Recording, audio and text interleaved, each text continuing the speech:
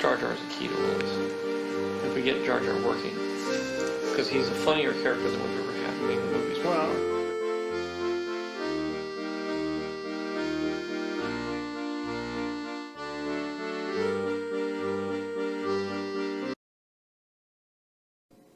I may have gone too far in a few places. going into the webcams. Hello, welcome. Hello. It has been 6 months. It's about 6 months. About thereabouts, 6 months. But we're doing this again. I'm Swholli. I'm Paco. And together we are a big mess. But Yep. we decided, was it me who messaged you or was it you who messaged me? It was like, we should just do this again for... You messaged me, but I had been poking you for like 4 or 5 months. So. True. Yes, yeah. I was just like, hey, we should do the thing. And then you turn around and you're like, hey, dude, we should do the thing. And I'm like... It was one of those things where it's like, I mean, obviously pandemic's winding down here in the States, but still a thing. You mean the Global Peace Initiative? The Global Peace... Sorry, I completely forgot. The Global Peace Initiative is Global Peace Initiative. Still happening, sort of, kind of. But I got a new job. I made a lot of big changes, like in my personal life.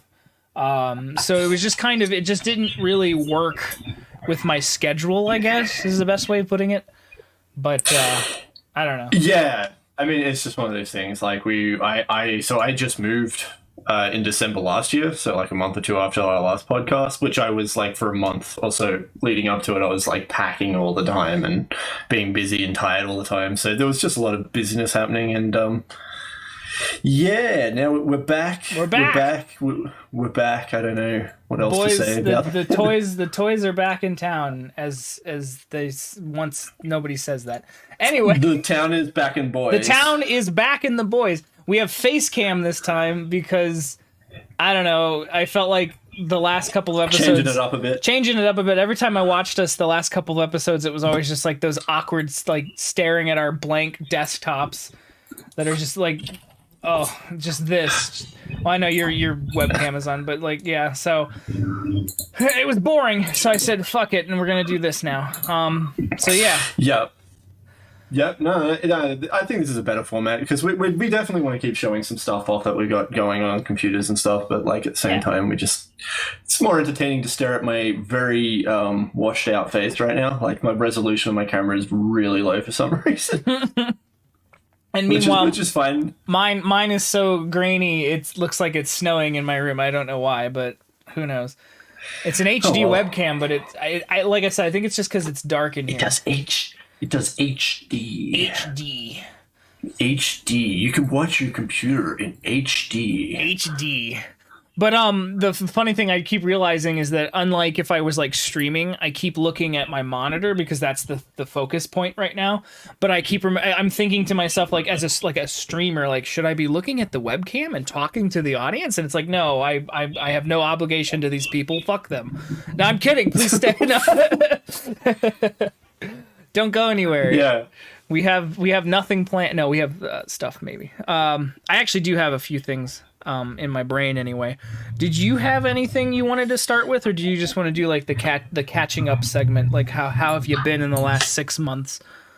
I said we'll just do a quick bit of catching up. I can start if you like. Yeah, go ahead. I talked for like 2 whole minutes ago.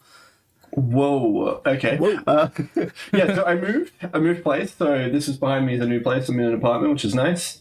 I've got my Boba Fett poster that my girlfriend got me up on the wall, and I've got my Power Rangers poster up. That's the only thing you need when you move houses. It's gotta get the 2 posters up. Got your Power Rangers. But yeah, I got my Power Rangers, and they're not even in the Power Ranger suits. Like they're just see if I can get out of the way a little bit. I see it. There. Oh, it's just the classic. cast. It's just the cast. Yeah. That's funny. I like it. But yeah, so I couple of weeks back, I actually got my first of 2 shots of the Global Peace Initiative chip. Nice. Could get 2 segments of the chips, which is good. Like hit me like a truck. Holy crap! Did you get the Pfizer or the Mendoza? Pfizer. Pfizer. Okay, I got the Johnson Yeah. and Johnson, so I only had the 1-dose one.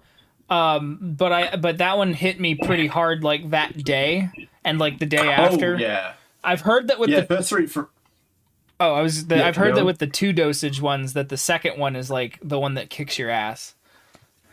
well, that's great because the first one kicked my ass for like 3 weeks, so I'm Oh, going okay. in for a second one. Yeah. So in Australia, high risk people are currently the priority. So like regular people aren't getting it. So like it's great. All the people who are like going to have the most adverse reaction and getting it first. Right, just to make like to get you out of the way. That way, it's like, hey, if you're cool, you'll be cool. So Yeah. I, Yeah.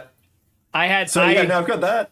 I had to get the vaccine. I mean, I wanted to get the vaccine, but I had to get the vaccine because my new job is now doing social media for retirement homes and such. So I obviously to be able to go into the retirement homes, they were like, you need to get this vaccine. Like, we do not want you to spread anything to the elderly. And I was like, that makes sense. Yeah. So that was a first, like, I got done. So I feel good because, like, well, a lot of people are getting vaccinated because now, at least in the state of Ohio here in the United States, they've lowered the age of who can get the vaccine to 16 and older now. Because before it was just like 65 and up, I think, and then they kept steering it down. Creeping it down over Luckily, time. I mean, at least in this state. Now, in other states, I've heard that they have not done anything like that, and that there are still like only the elderly can get the vaccines, and they're not even going to go do it. So, you know, because it's the United States, and we can't do anything right ever. Yeah. I'm not even, my philosophy is like, so I rewatched our last podcast and like I was just like, I am not allowed to talk about politics. It is banned. I can't even, I'm just like not even going to comment things anymore because I was just like cringing the whole time. My favorite, I mean, when we talked about redoing podcast again, and you're like, oh, I watched episode 4 and I'm not allowed to rant, and I was like, oh, well, we were having an election back then, you know. It's like, and I made the joke of Obi-Wan and the symbiotic relationship. What happens to one will affect the other. You must understand this. And it's like, it's a little too real. It's a little too real. That's it's just one of those things where I'm like, I would love to just go off, you know, but at the same time I'm starting to realize that it's just not worth it. Like, this is a goofy internet gaming podcast. This is not a political discussion. Although every single stream we without fail get into we end up talking about it at some point. While we're on the subject real quick, because I even started a graphic. We were gonna do. Let me go to graphics. My desktop real quick. Hang on. Here we go. I had this made up. Decision 2020. Oh no! I was gonna do like a Fox News, like, is this the same thing? This is the Here we go. Packer and Swholli podcast. I tried to make it as like 24-hour news cycle-y, like stupid graphic as possible. Yeah. God. Yeah, no, it's just coming up on my screen now. Yeah, that obviously, is so funny. Just obviously didn't end up going with that because we ended up not doing a podcast around the election for a while. Yeah. Yeah. I mean, in the grand scheme of things, it's like, was the result any better than it would have been? Sort of different, if that makes sense. Yeah, but like, I don't know. Let's just push that out of the way. Pushing that out of it because it's not important. But needless to say, it was like that was where we were 6 months ago, and that was just too much. We're winning Michigan. Yeah, no, like, oh god, my brain's just fried thinking back to then. Like, I'm just like, it's a different time. I was in a different house. Yeah, exactly. It's so much different in the world. I guess we're just to winning sort of force the Michigan. conversation away from that. I actually attempted to do a course, and stupid me, I kind of said it to myself to like, I do not want to do a course until like all this peace initiative stuff is dealt with, because I was like, the world's kind of like, this is a post post global peace initiative world that we're living in, or like, well, we're not even post yet, we're still in the process of it, but like I was just like, oh, I'll do a course. And so I decided to do an audio course, and I went into it, and it was like so breakneck speed. What are you streaming? Sorry, on? I forgot. I forgot I had made an entire thing where it goes through Trump saying like, we're winning Michigan, and then it shows Michigan turn blue, and then I went to the Independence Day getting blue. I had made a whole thing. So okay, I just wanted to get that out of there. So anyway, so you did a course. I assume based on what knowledge base that you most primarily have, I'm assuming it was a video game development course. Well, yeah. So I wanted to do a audio engineering course, so like making music, making sounds for stuff and stuff like that. Because like it's one of the biggest gaps in my knowledge base for games. Like I have enough knowledge to do a little bit of mixing and a little bit of this, but not enough to like make something comprehensive and actually sound really good. So I decided, I'm going to do an audio course. I got in there the first day, which was just a nightmare because it was everyone else's first day back at like unis. Mm-hmm. And there was no parking, and the only way to get into the parking was like, it was just like ridiculous. There was like 1,000 people trying to go into this dirt road car park that was like, you had to go on a one-way street. Like it was just...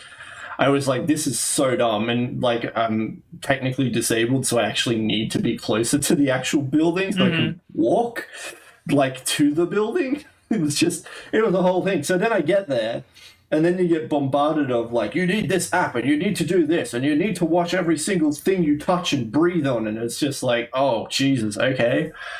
And like, you got to do all this in a breakneck speed, because then you got to get into the course, which is only like 2 hours a day. And they're sitting there like, all right, do this. Now we're going to do that. Now we're going to do this. And I'm just sitting there going like, basically what ended up happening was we were trying to make these like little like music loops, like the like 1/4s and stuff like that, like the like da da da dun da da da dun like kind of thing. Yeah. And then you're basically trying to construct a song. And the guy was just like, all right, now you get your first loop, make a second loop, and then mix them together. And I'm just like, I'm still trying to make basic music. What am I doing? Like, I'm so bad at like just being creative on the spot. It's like a very process thing for me. So I need to sit there and think about how I'm going to do it. And this guy's just hammering out music on his keyboard. And I'm just like, I can barely even get like a loop going. And he's like, all right, now get your third loop. And I'm like, ah.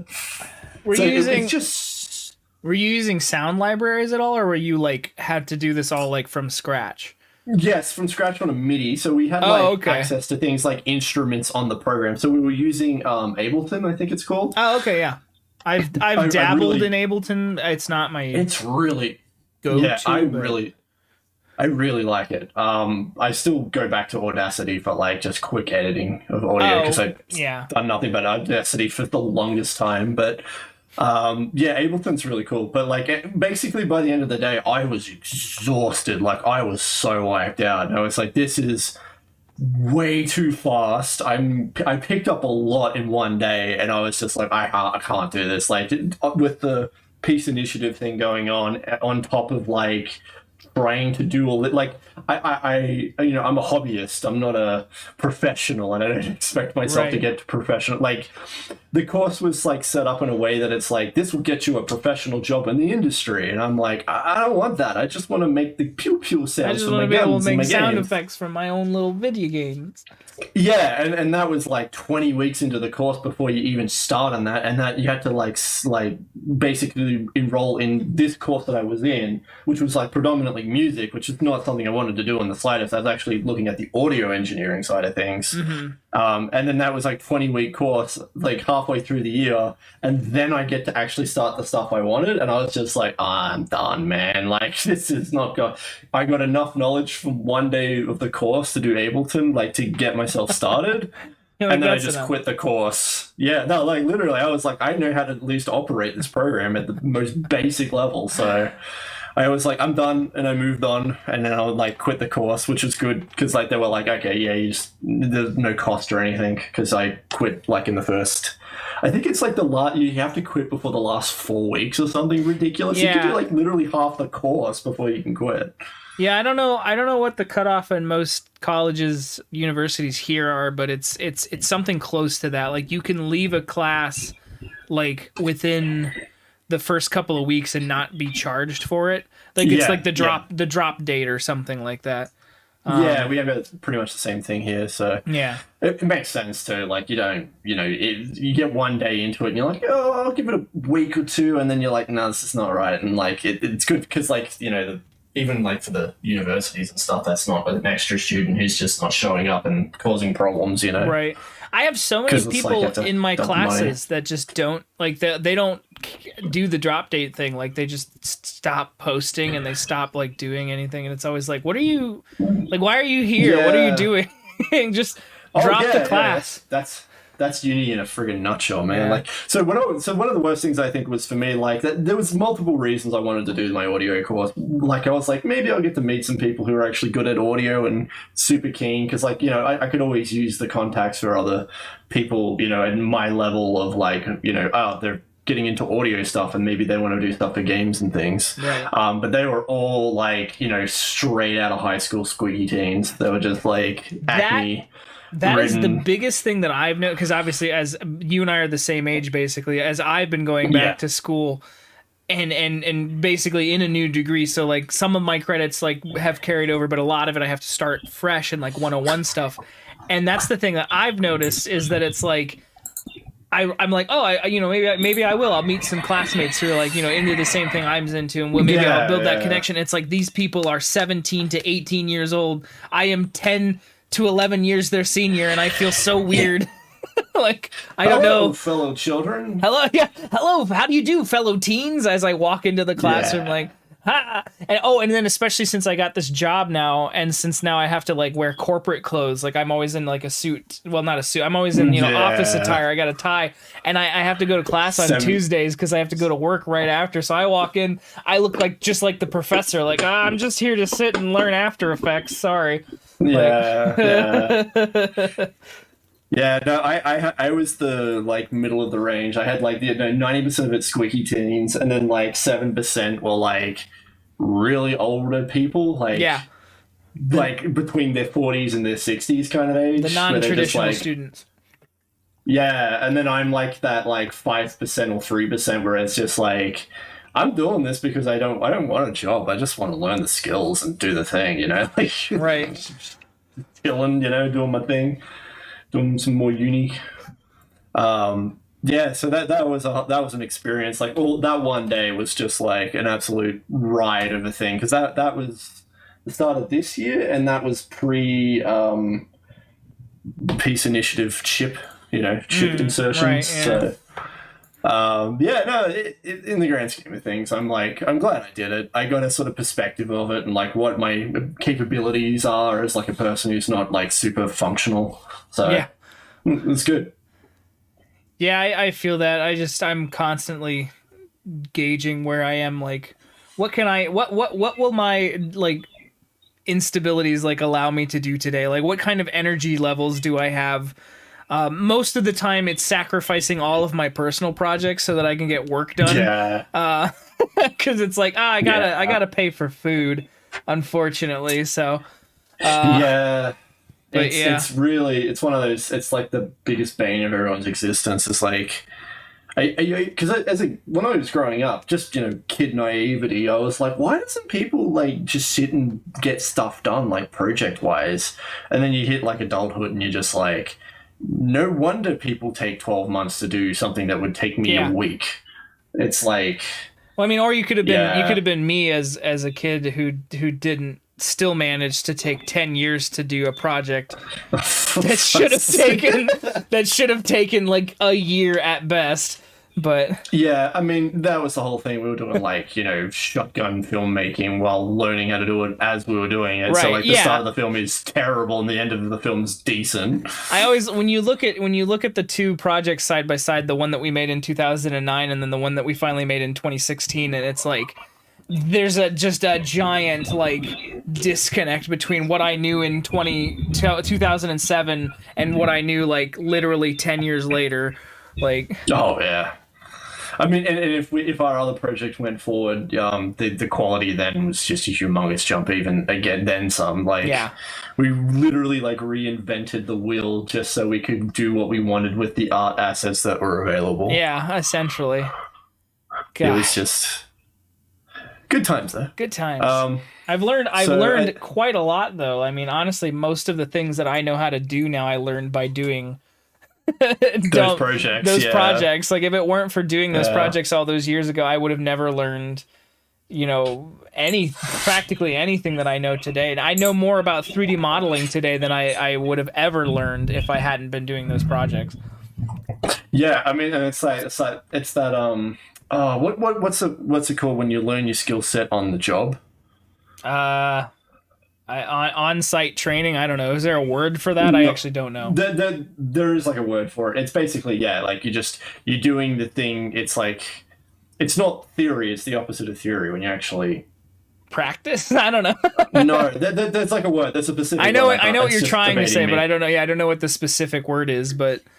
Yeah. So it's basically just like, you put someone into a situation where they actually need to do the thing. That's how you learn to do the thing well, rather than just sitting back going like, well, if you wanted a sparkly star field in your thing that you don't need to start, like, when is that ever going to come up? Like a very specific sparkly star field in like After Effects or something. You're like, I'm trying to make a movie about trains. I don't need sparkly star fields. I need really nice long shots or like train effects and steam and smoke. And like, you want to know something funny? Is that I almost the other day even I was bored and I was like, you know what would be fun? I'm just gonna make an animation of a train. Like, I literally sat down. I got as far as making the tracks. And I was like, then you realized that was effort. I realized I was like, I don't really want to do this, but I wanted to make. I was like, wouldn't it be funny to make like a train and make a track for it to follow and have it be this like interesting visual like destination, and then just plop a camera to the front of the train and just like render that out, and then I realized like, but then you don't see the train, so why am I modeling the train? And then before I knew it, I was like, this is pointless. Stop. I don't need to make a movie about a train. But The Train by Swholli. The Train. The Train. So just another random thing. I rewatched our last podcast again. It was a little while ago. You were talking about specifically that was it the Halo Master Chief face reveal thing? Oh yeah, the troll video you did. When we were talking about that, it did not click in the slide. So you were like, this is one of my most videos, and I'm sitting there thinking to myself, like, it's got a few 100,000 maybe views, or like, like maybe 10,000 views. I just thought it was one of your dumb little videos because you kept fixating on it and how you wanted to do things with it, and I was like, what? And then I went to your channel because I was watching the podcast, and I went, this thing has over 1 million goddamn views. Yeah. No wonder everyone hates you. Yeah, Like, essentially. Did I say the part about one of my coworkers coming up to you and saying like, I saw that and I remember this video and I hated you, and I was like, oh, you hated me before you even knew me. That's amazing. That's the legacy. That's the legacy that I leave. Yeah, that's because I was gonna say, like, you've had some random one-hit wonders. Oh, by the way, I watched your little self-documentary that you did. Oh yeah. That was entirely for a class. Oh, that was for a class. Mm-hmm. I was gonna say some of that editing was documentary that you did. Oh, I mean, it was like this is really cool, Entirely and for a then your class. music was just overbearing over your voice, and I'm just like, quite seem right. Like, I think Scott's rushed this a little bit. Did he get bored and just wanted to move on? There were moments that I was just like, I just need to get this done because it was my final. Yeah. I know what you're saying. Like, yeah. I've had those in unis and stuff where you're just like, oh, I'm going to make this amazing thing, and it's just like quality is like 100%, and I've got a week left, and it's 12%. And I rendered it, and we're good. Yeah. Anybody? We apparently. Well, it says we have 2 concurrent viewers. I feel like it's just you and me. I was gonna say, just me and you, yeah. if anybody in the chat, I've noticed looking at the stream every once in a while, we seem to be kind of the video is jittering a little, and I wonder if this the is audio is consistent. exactly but the video audio is isn't. consistent, but the video keeps dropping some frames, and we like freeze for a little bit. And I wonder if it's that stupid, like I said, if my kilobits a second is just like cranking us out for some reason. Yeah, we're dropping some frames for some reason. I don't know. As long as the audio stays fine. I mean, the video is like not super necessary, but Yeah, no. I mean, you're getting a recording on your actual thing, right? Like you're recording it to your computer. This time I am, yes, actually. Like Good. I had the foresight to actually record the stream as well as stream it, so I do have a recording which I can then. The reason I want to do it this time is because I'd like to actually edit it down to just the better parts of us talking, and then like possibly put that out as like an audio thing. I don't know what I'll do with it yet, but. No worries. I found one of our audio clips that I clipped of us talking about Citizen Kane. It's got a citizen, it's got a cane. 10 out of 10. Like, it was just the dumbest joke. But I, like, cut it up, and then I uploaded it to Tumblr. And it's got a cane. Did you hear about Citizen Kane? Paddington. Yeah, like, getting dropped from the like 100% Rotten Tomato meter from some review that was, like, revealed, like, 40 years after it was made or something, like... I don't know how or why it got uploaded as it did, but I mean, it is what it is, you know. Like, it's, people, I don't know what to say to that, really. That's funny.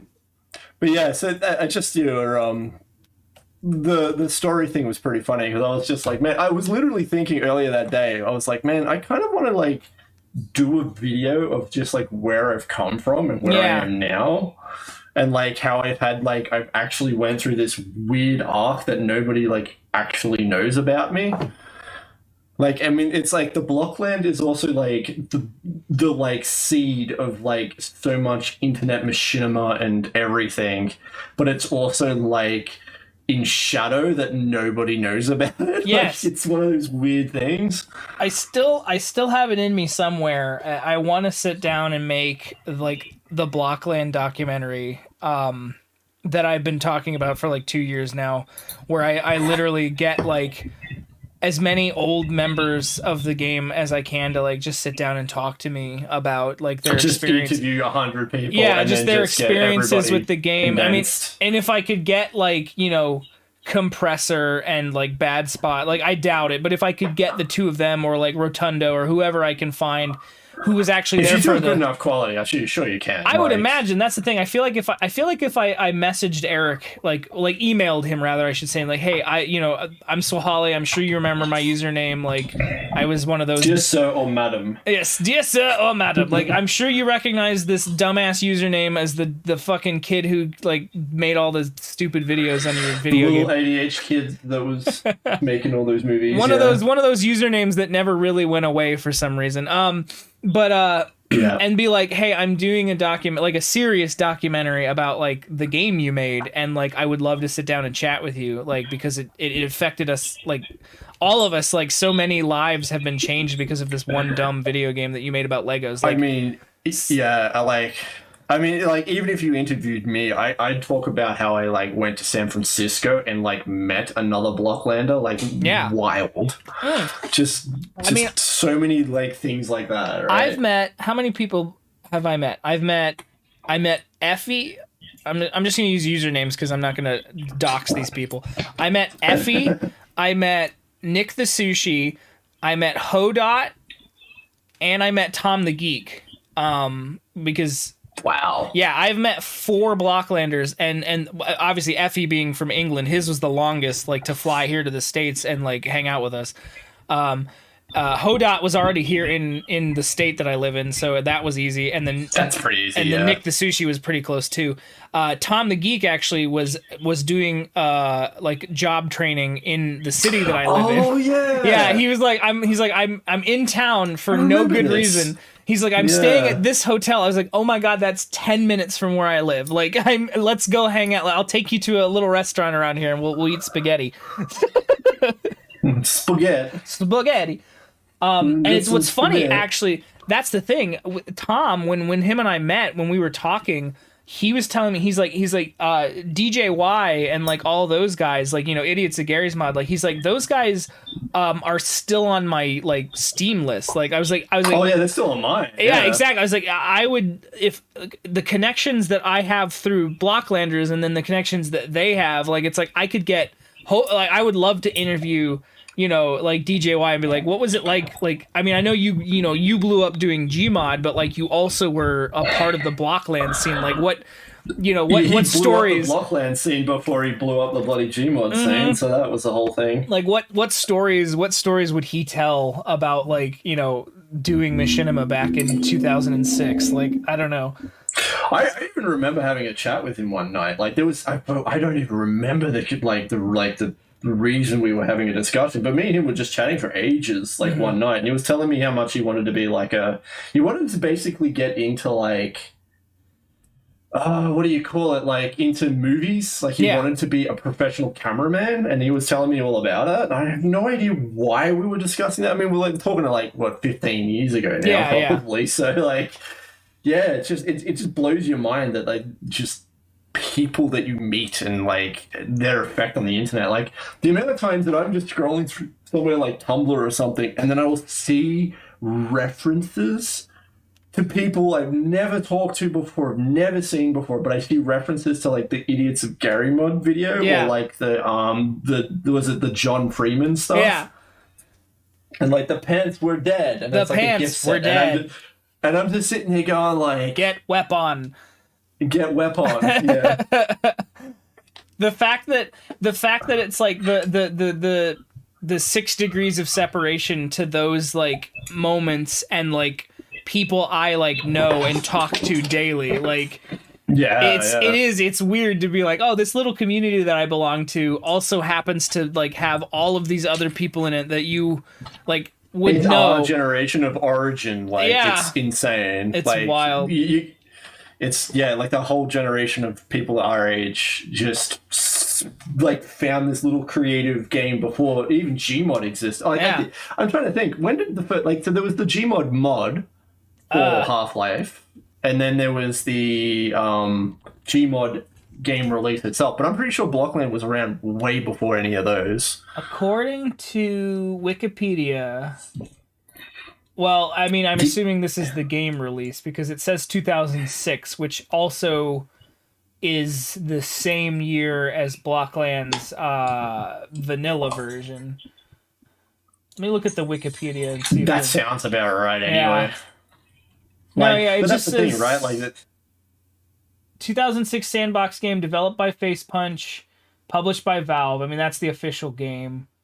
It doesn't really say anything.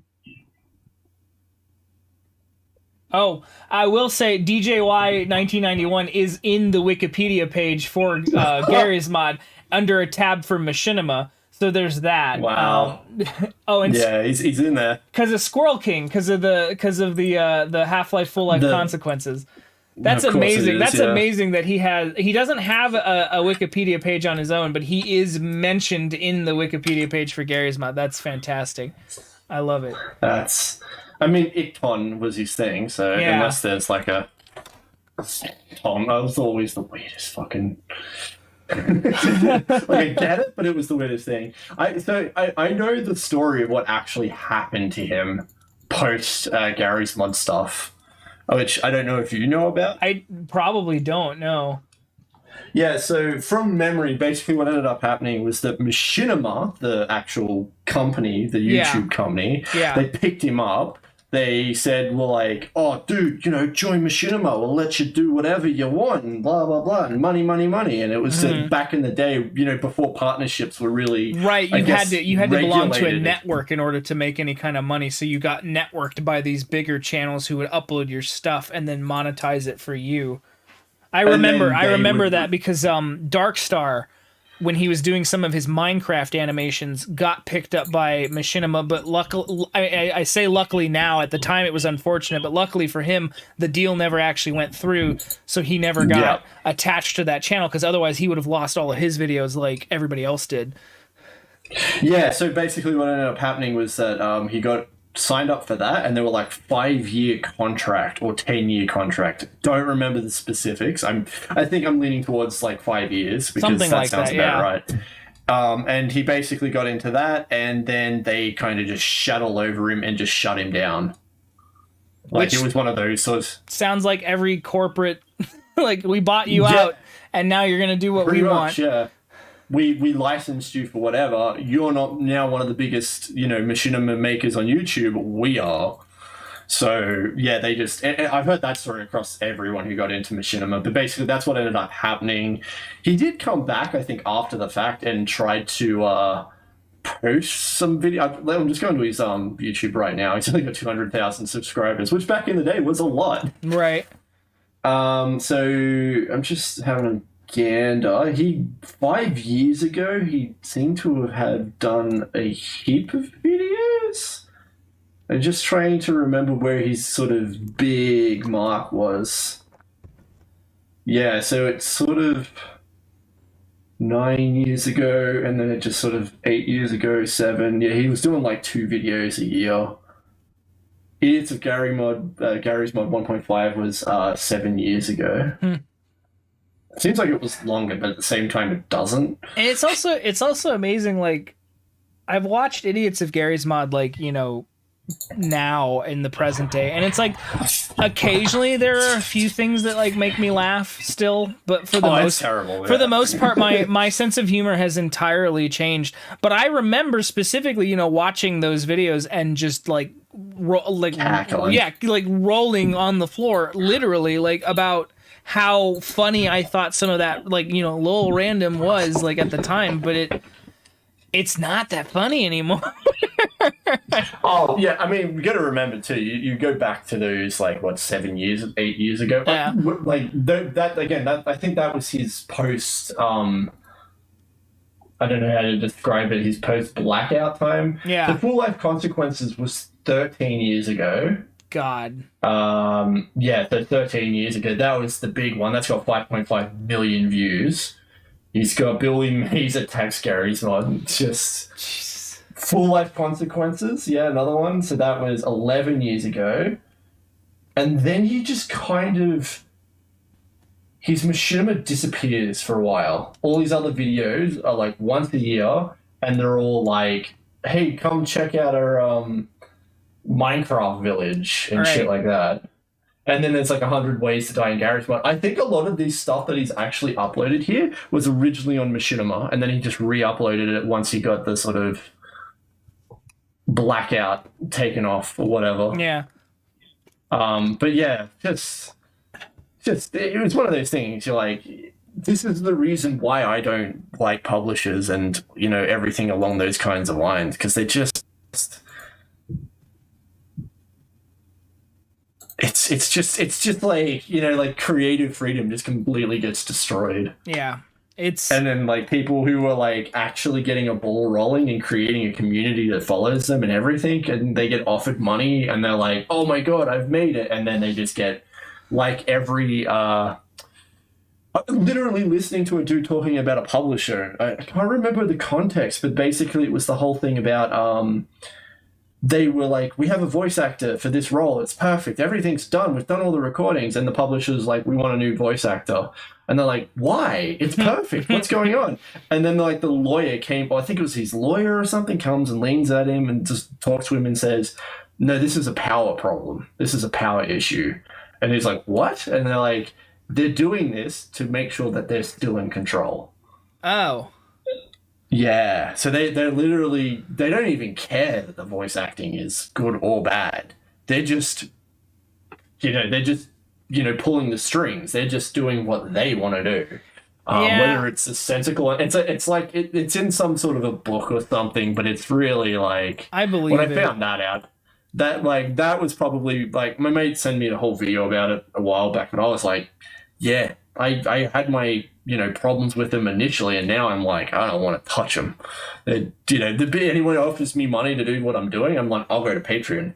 I'll let my Patreons pay me money. The people who give a crap about what I'm doing, not you. Exactly. I mean, I don't know what your alternative motives are. That's I mean, that for anybody who wants to do creative stuff for a living, that's like the biggest fear is like not just selling out, because it's like anybody, you can sell out and go, oh, I have a studio doing this or whatever, but it's if you sell out for like $20 million, it's like, go for it. Yeah, go for it. Like, exactly. Oh, we'll give you $100 a video. You're like, yeah, that's exactly. If big old Disney comes down and says like, hey, we're going to give you, $2 million to turn your idea into a feature or whatever the hell you're doing, like, then I could be like, okay, yeah, I see why you wanted to take that deal. Well, like, that's the licensing or whatever, yeah. Right, like, that's a good deal. But when it's like, hey, YouTube... We'll pay you per content. Yeah, YouTube's like, that. ad rates are, it's 25 cents a click or whatever, or not even that. It's like 1 cent a click or whatever. It's not even a cent anymore. Yeah, and it's like, oh, okay, so what you're saying is I could easily I could do that, or I could go to my Patreon, I could have... 100 people, just 100 people who all like my content and go, hey, well, I'll give you $10, and boom, I'm making enough living that I can just keep making content for the rest of my life. Like, yeah, I'm gonna take that deal over the other one because I lose nothing. I mean, that's the thing, right? If you've got enough people following you, if you say, let's just say, for example, you have 100 people following you that are willing to throw money at you, and you say, I want $5 at Patreon, you guys get like a month early on my videos or whatever. That 100 people, like, let me just pull out the old calculator because I'm terrible at quick math. If they're all giving you $5, it's $500. It's $500, yeah. So I'm half away, but I'm looking over a 12-month period. So over a 12-month period, you're getting $6,000. Yeah. So $6,000, it's not enough to make it your full-time job, but it justifies you spending the time working on it. Exactly. It justifies you upgrading your equipment. It justifies you learning new skill sets. It justifies you just doing it. And that's the big thing. It's just a little bit of, income, a little bit of like, incentive. I've got 100 people who want to see me succeed. And then that $6,000 could go up to like $12,000 in a year because you've had the money and funds to actually upgrade your production. And more people are like, this is awesome. Right. No, yeah, for sure. I that's the dream, really, is the one day to have the Patreon that like just fuels your creativity. Exactly, yeah. like, because it's like I got my day job, like I figured that out. I actually have a relatively well-paying day job now. Like I can live just fine. What I want is like you said, like the justification for my not to say I won't continue to make my own art for the sake of art, but like the justification of like, hey, I need a new camera. That's like literally $1,000 to $2,000. Like, but I have Patreon money saved up. Like, it's like, I will invest that. And now look, I have this new product I can show all of you. Like a hobby that pays for itself. Yeah, really. exactly. Like, a self-sustaining hobby would be the ultimate creative goal. At least in this hellhole of a world that we call being ran by capitalism. You know what I mean? Where it's like, if I have to make money to make my hobbies a thing, at least I could make it self-sustaining in that way.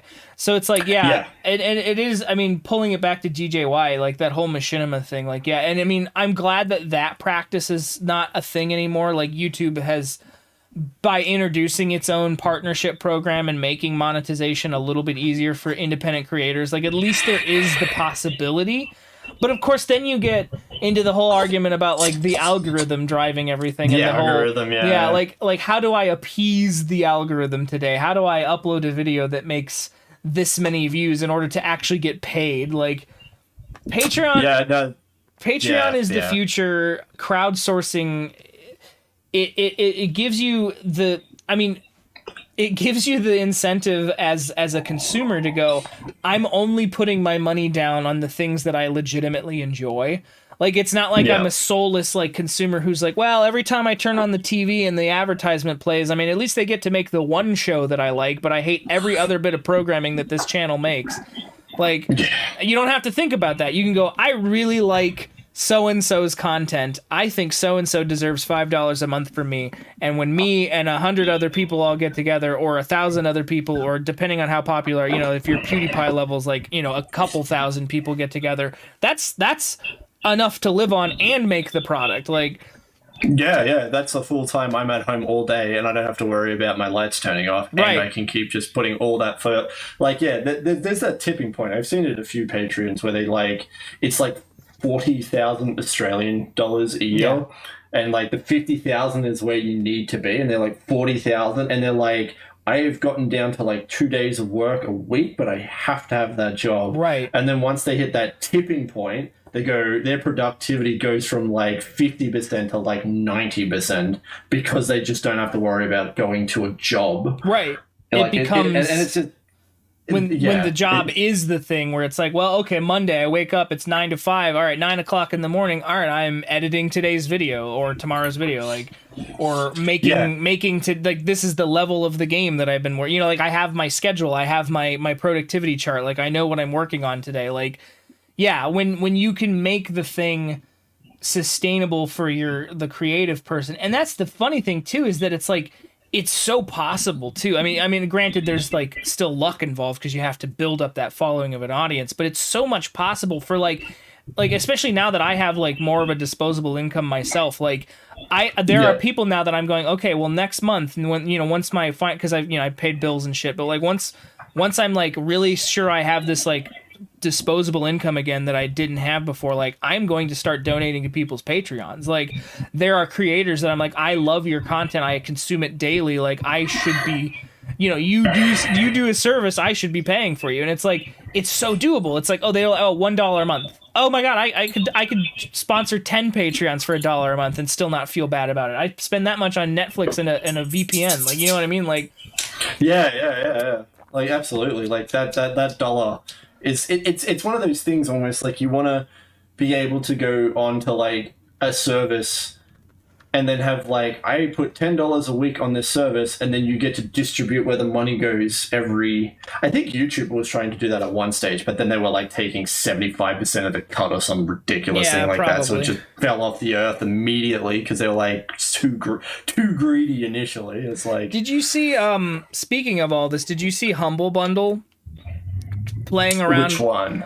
Well, not a specific, like the Humble like bundle company playing around with the distribution method of their like funding, where it's like, instead of having that slider like they always had, like they're having it be like a certain percentage doing this, that, and the other thing, and it's not. I forget the exact specifics. I could pull up the story, but it was like, because whenever I would buy a Humble Bundle, I would always just slide all of the sliders directly to charity, because I was like, nothing against the developers, but I was like, if I'm gonna do this thing, like, it's like, I want this to be a charitable donation, because it's like, otherwise I probably wouldn't be buying these games. Like, so that was why I would always just do charity. But it's like they're changing something about how the way you can distribute your funding, so that it's like only a certain amount can go to this, only a certain amount, and you have to, and I think it was in their favor, and that's what made it like despicable, is that it's like, it's not even going to the developers, it's not going to the charity, it's like you're doing this in your own interest. And it's like, what was the point of you, like, you guys were like the beacon of like being good guys about selling games, or reasonable people, and it's like, you've gone and done this thing,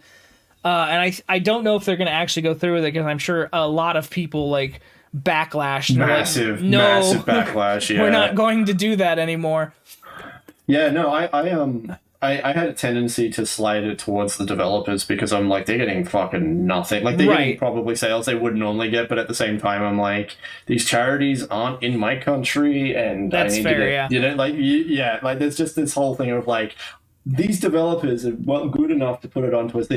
It's everyone's opinion, and that's the thing, right? You go all charity, I go all developer, and that kind of balances itself off, right? Yeah, in that regard, yeah, like 50-50, right? So that's how I sort of picture it. Most people are just going to go buy and like not actually check, right?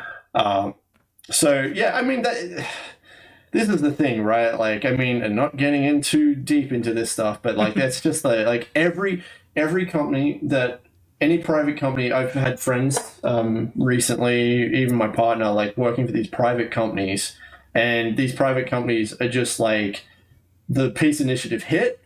These companies, depending on what they were, either excelled or went into sort of a like, oh, this could like financially ruin a situation.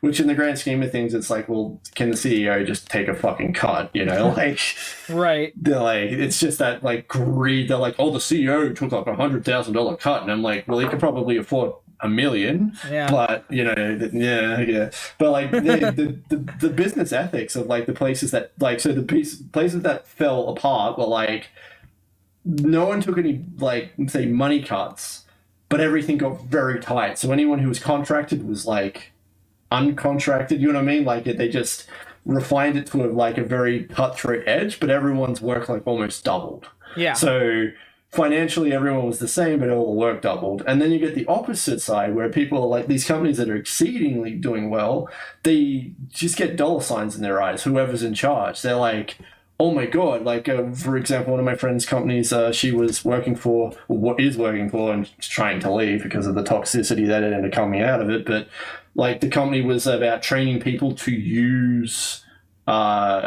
internet things so people could work from home. Basically training up setting up the systems and training people how to do it. And yeah, their business could like quadrupled, if not more, because of the COVID, the global peace initiative. Yeah. I'm trying very hard not to aggravate the YouTube gods at this point. And I keep stumbling on my words, but what ended up happening, because they were like, oh, we've got so much business, and then they took the like, we're a family and we need to take care of each other mentality, threw it out the window, and went, we need a business manager, and business people are taught like animals. Yeah. I've been through a business course. It's a game to them. It's a game, and it's about numbers. It's not about people. It's not about human resources. It's about a number. And that's where like the toxicity just seeps into a company and just ruins it forever, because like everyone's there to work 10 times as hard for half as much money that they should, like, you know, 10 times hard for the, you know, a quarter of the pay that they should be getting for the amount of work they're doing.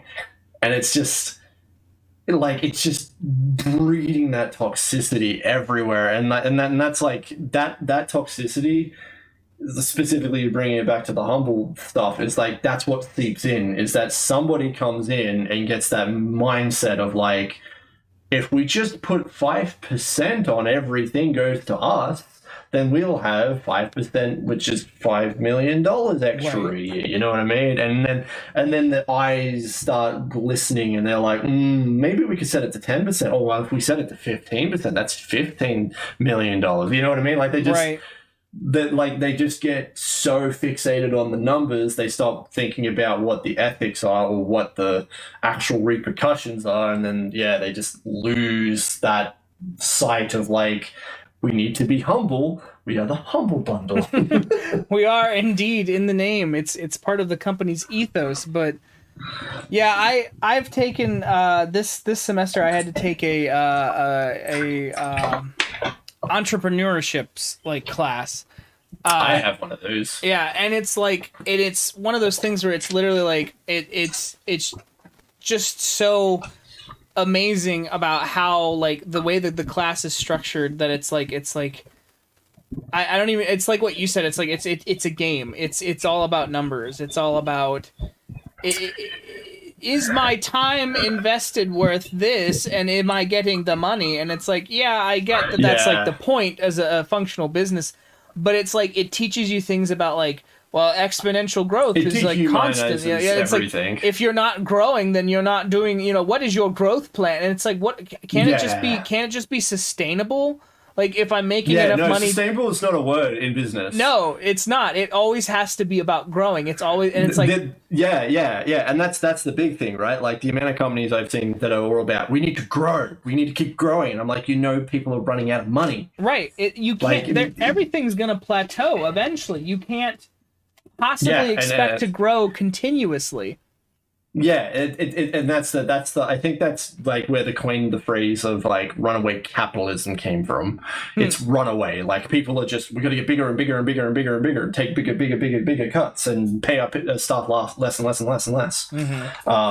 Like it's that exponential. Like I watched the whole documentary TED talk of a guy who was like a philanthropist, a dude who's bitch rich. Like he's just he's in that 0.01% of the world, and he was talking about like, you know, every single society that we take too much from, there's pitchforks. There's not a single thing where you know, where the 1% can rule the rest if you don't give back to them. Like, and he was talking about basically, you know, 35% of America's wealth belongs to the 99.9%, and the rest belongs to that 0.1%. But then in 10 years' time, well, he was saying 10 years in the past, and then he said at the time, which was about 10 years ago now, he was saying, like, it's now down to 20% of the wealth is belonging to the 99.9%, and then the rest is owned by the bigger guys. And they're intentionally lowering it and lowering it and lowering it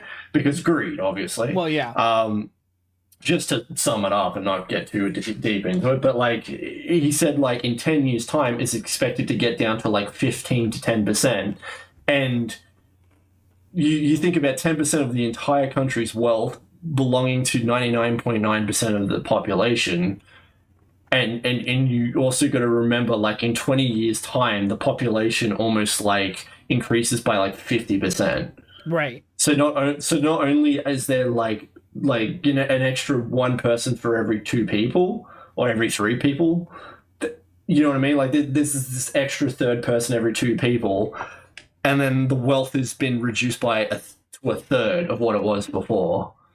And it's just that like perspective of just, this is affecting so much on so many levels. And I said I wasn't going to do this rant. I've done the rant. It happened. It always has to happen. But I at least I can say that I've, you know, at least articulated what I'm trying to say a bit better than last time where I was a bit off the hinge. But like just that, how that's affecting, like you go into a business course, and there's no such thing about sustainable. It's all about how are you going to grow? How are you going to rip someone off? I mean, I did the business course in relation to game development, and they were like, oh, if you're doing mobile games, how much time can you put in front of, like an ad in front of a player before they get annoyed? Right. Like that was part of the course. And I was just like, I don't want to do this anymore. Right. Well, I mean, and then from this perspective of so because I went into school for you know, videography and like, you know, filmmaking, and yes. the reason I had to take an entrepreneur course or a business course is because they're like, oh well, you know, as a videographer, as somebody, you're going to most likely be doing this as a small business, so you have to learn these business tactics. So it's like, you know, how much can you charge for, you know, it's like if you're doing a wedding, like you gotta, you know, think about this and that and the other thing, and it's like, you know, like that's another thing I should say. Like having, I can understand that from a certain point. From of a view, certain but point, but like having done a couple of weddings now, like the money that is spent on videographers for a wedding is like astronomical. Like. Not like that exorbitant levels, levels, not that I'm necessarily like complaining, because it's like, oh hey, I got paid that money, and it's like, okay, and on one hand it's like, yeah, I did spend a lot of money on this camera. It's kind of like sort of an insurance in a way. Like if my camera breaks, you're offsetting your payments, right? Like you're offsetting your wear and tear on your equipment and everything. Yeah, but at the same time, it's like the amount of money spent for what is essentially like 2 hours of work. Maybe 4 if you consider editing. Like it's insane. And I get it, there's a reason, but it's like it is insane to me the amount, like, because I was like, when going into it, I was like, oh well, you know, I don't know, maybe I'll charge $500, 600. It's like no, the baseline is like $1,500, like to have like to have a videographer like at your wedding. It's like $1,500, like guaranteed. In fact, by me doing it that price, it's like I'm actually doing it cheaper than most of the competition, and it's like, god damn. Yeah, I mean, you might be able to get some cheaper than that, but like that's from where averages. That's like the baseline, and it's just amazing. Yeah, no, but this is the thing though, right? Like, I can understand it in so many different levels. Like, part of me is like, yeah, you need to make your, one-off weddings like worth your time. You know what I mean? Right. Like, you're not going to get wedding job opportunities very often, and you Right. have to charge accordingly so you they're offset your mostly expenses a over time when you're not seasonal thing. working. Yeah, exactly. Yeah. Like, if no one's going to get married in the dead of winter, like, unless they're crazy, Right. like, or like, you know what I mean, like, unless they Right. want something specifically themed. But yeah, so it's seasonal, and then you got to offset your money. Like, I can understand the business side of it. It turns into that, like, it turns these things like from passions of like, I want to run a little business and make some money and do this thing and do it nicely and do it well and enjoy myself while I'm doing it, and then it just turns into but money, and you just Right. like you literally stop. In like, I had the same thing when I was developing games. I just kept turning, my brain would just start saying, how are you going to monetize this? How are you going to make money off of this? How quickly are you going to get selling this? Can you get, and it stopped being about making the game for fun, and it just started being about like all the things I need to do, make sure that I make money. Right. Yeah. And it was just, I'm just like, this world we live in is just out of fucking control at like such a fundamentally bad level. Somebody in the chat says, "How much for a wedding, Dad?" And then they do a little dab. Dab, yeah. But anyway, I guess to cap that off, to make that so it's not just another rant. Basically, being a creative person in the world today is really hard because of the economical justifications. You like, being creative isn't being creative anymore. It's literally finding your hustle. Yeah. Like, yeah. it's like, I'm not just create. Like, if I went and did some carpentry, I would try to make some nice wood tables and stuff like that, and people would be like, "Oh, I can get that from IKEA for like half price." You know what I mean? Like, it doesn't. It's like, this is a handcrafted table and made with real wood, and not that little, plastered freaking horrible crap that IKEA makes. And they're like, "Yeah, but I could get it for half price." And it's like. Do you know what I mean? Like, you just like, people, it's that disconnect. It's the people have been trained to like find the bargains because we have no money anymore. Right. So art like it again, it's just that it boils back down to the money is going to all the wrong things, and too many people are just shitting on money, like as if it's going to protect them when people come with pitchforks. Like, right. It's ridiculous. All right. I'm gonna moving on from that. I need to take a short break because I have to pee like incredibly bad. Like, I'm gonna pee my pants. So I'm gonna put us in standby mode real quick, and then when we come back, I promise we're gonna talk about video games. We're gonna talk about video games. Okay, so we got an upcoming segment of mine, and I think Scott wanted to do a segment of himself. I have a segment as well. Yeah, so we got two segments coming up from after the break. We're going to save it till after them. Just it's got a little something to do with stuff that we've done, at least I did in the past. So we'll get back onto that train. It's the same ridiculous goofiness that we typically do, but yeah. So we'll do that after the break. So okay, put it on standby. Put it on standby.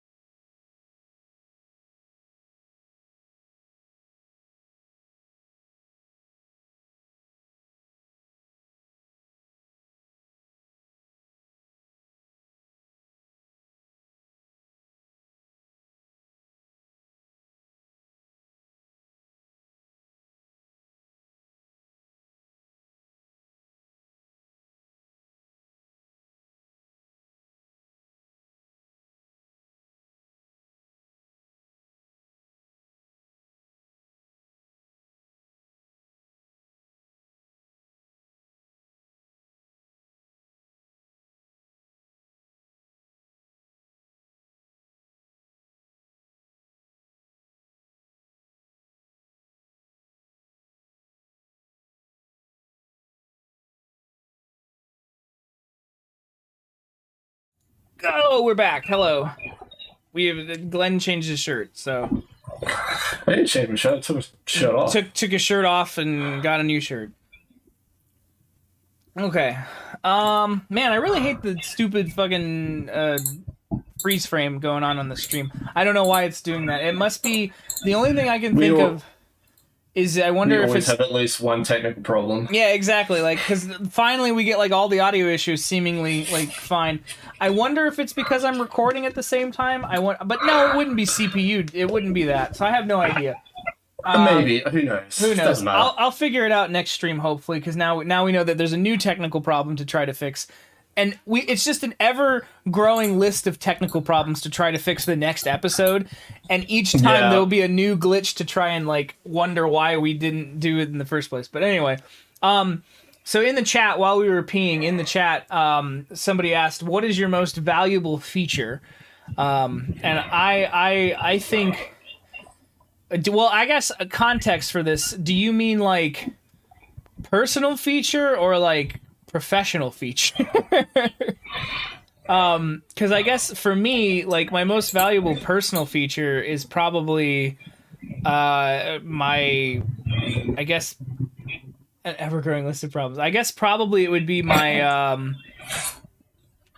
my personality, I guess. And I don't mean that as like an ego way. I mean like just the way I like to talk to people. I have a good time talking to people, so it works in my favor typically. But my most valuable like feature, I guess, I don't know. I actually don't know how to answer this question. I wanted to answer the question when we got back, but I'm not sure if I know how to answer it properly. Personal feature. Okay, well in that case, I'd say it's my personality, that it's my my joy of talking to people, my verbose personality. Your charisma. My charisma, if you will, yeah. What's yours? I've been thinking. Like my drive to do things, to get things done, like is always been a bit of a savior for me throughout my whole life. Being like, oh, I'm feeling really sick, but I got to do the thing, and I just have that tenacity to just do the thing. Putting that tenacity to a long-term thing has not been always great, but like there's just been times where I'm like, you know what, I'm going to make Scott do the thing. I'm going to just scream and yell at him until he does the thing. And then I'd sit there and I'd set up the whole project for him. I get all these things, assets and stuff ready for him. And I'm like, here you go, dude. It's ready for you to go. You just need to tick box it. And he doesn't tick box it. And then we completely change the medium and decide we're doing something completely different. Yeah. I mean, that's probably my most valuable feature is my tenacity. Like, it's just my ability to just keep going and going and going. Yeah. I wonder if that's... like, because I know I relate to what you're saying. I wonder if that's like an ADHD thing, like just that like drive. Do you when you're working on a project and and you're like in it like deep in it, and somebody comes in and says, "Oh, hey, it's time to go do the doctor's or whatever. Hey, you're meeting your mom today." Like, and it's like, "Oh yeah, I'm not at a stopping point yet." Like, give me a minute to find that, and then I can go. Like, I hate that's my biggest thing about like tenacity to finish is like I gotta make sure I feel like I finished something, otherwise I'm like I didn't do it. It's not right. Yeah, pretty much. Yeah, no, that's definitely an ADHD thing. My partner can attest to that. The amount of times I'm just like, just give me 5 minutes. 5 more minutes. I'm almost done. And it's like, but we gotta go. And I'm like, yeah, but or just to the point where you get that stopping point where you can like, I can put it down and I know where it's stopped. It's like you finished a sentence. You're not like halfway through writing a sentence. You come back an hour later. And it's like I have to put the exclamation point or the punctuation of some kind. Otherwise, I'm like I cannot leave this sentence unattended. Yeah. That's the easiest example. Chat says, where does that drive come from? Internal stuff or like external stuff? That is, what's popular, or like I want to make this because it drives me, because it's easy to chase the views and clicks, I guess. I get what they're saying. Like, do you drive yourself because you want to succeed, or are you driving yourself because you want to see the product appreciated? Both. Oh, okay. It's both. I mean, so there was something I wanted to talk about, and this is probably a good opportunity to bring it up. I've been getting very invested in the Supreme Commander Forged Alliance Forever community. It's basically like this community that's kept the Supreme Commander games alive.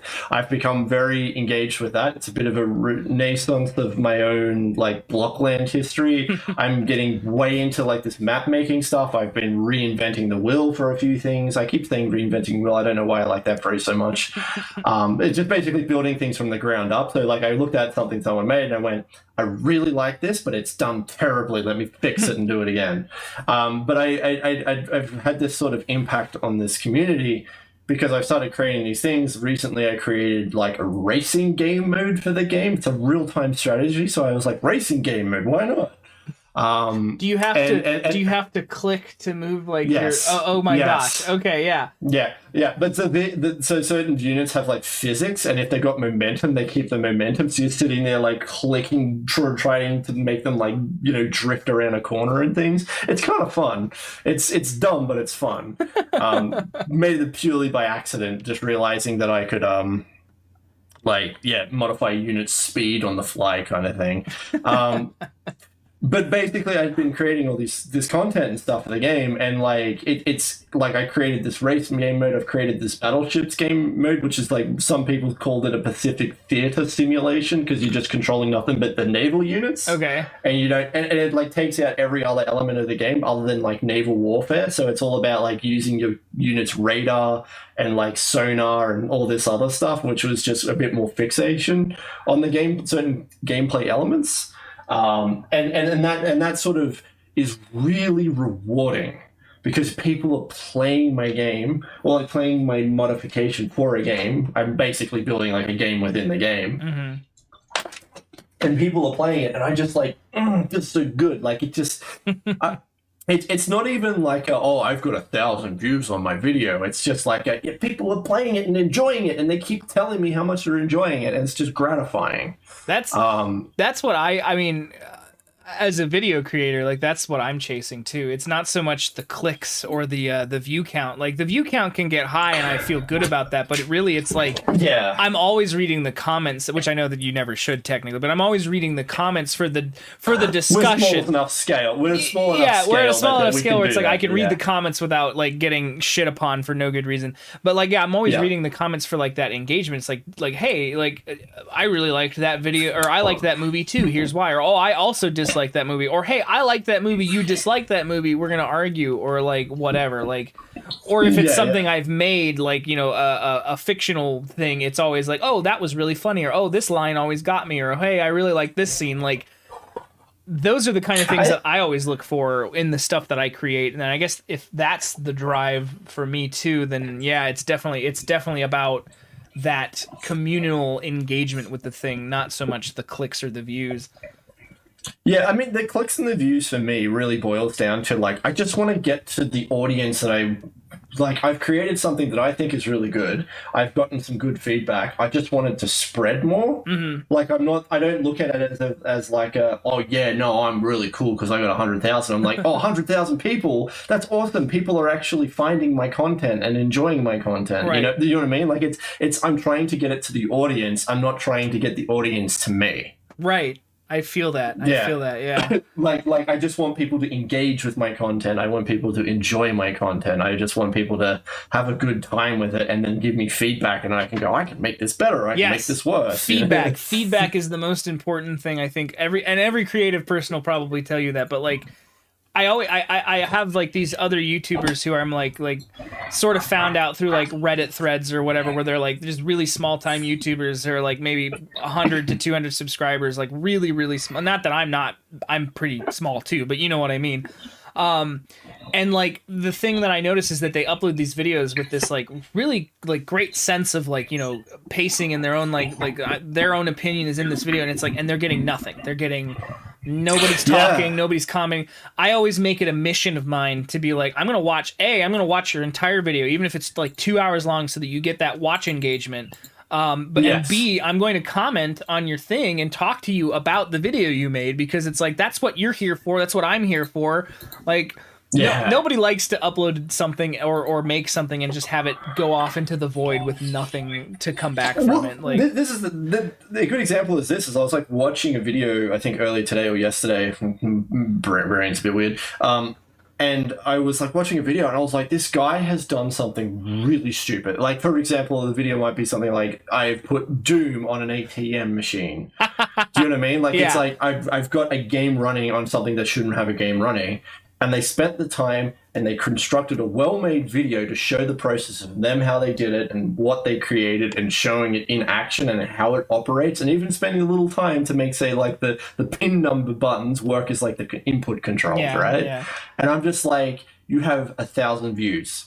I'm going to watch this video, I'm going to like it, and I'm going to thumbs up it. Like, you just like, I'm just going to do all that because you have done something that I appreciate, and that you should be getting the million views and not some clown who keeps doing the same 10 games over and over and over for decades. Right.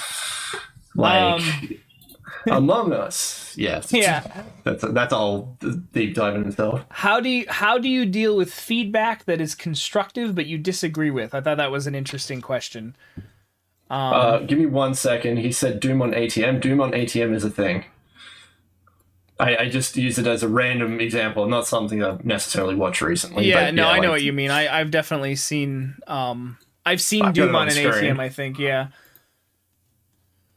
I think. But yeah, like I've seen Doom.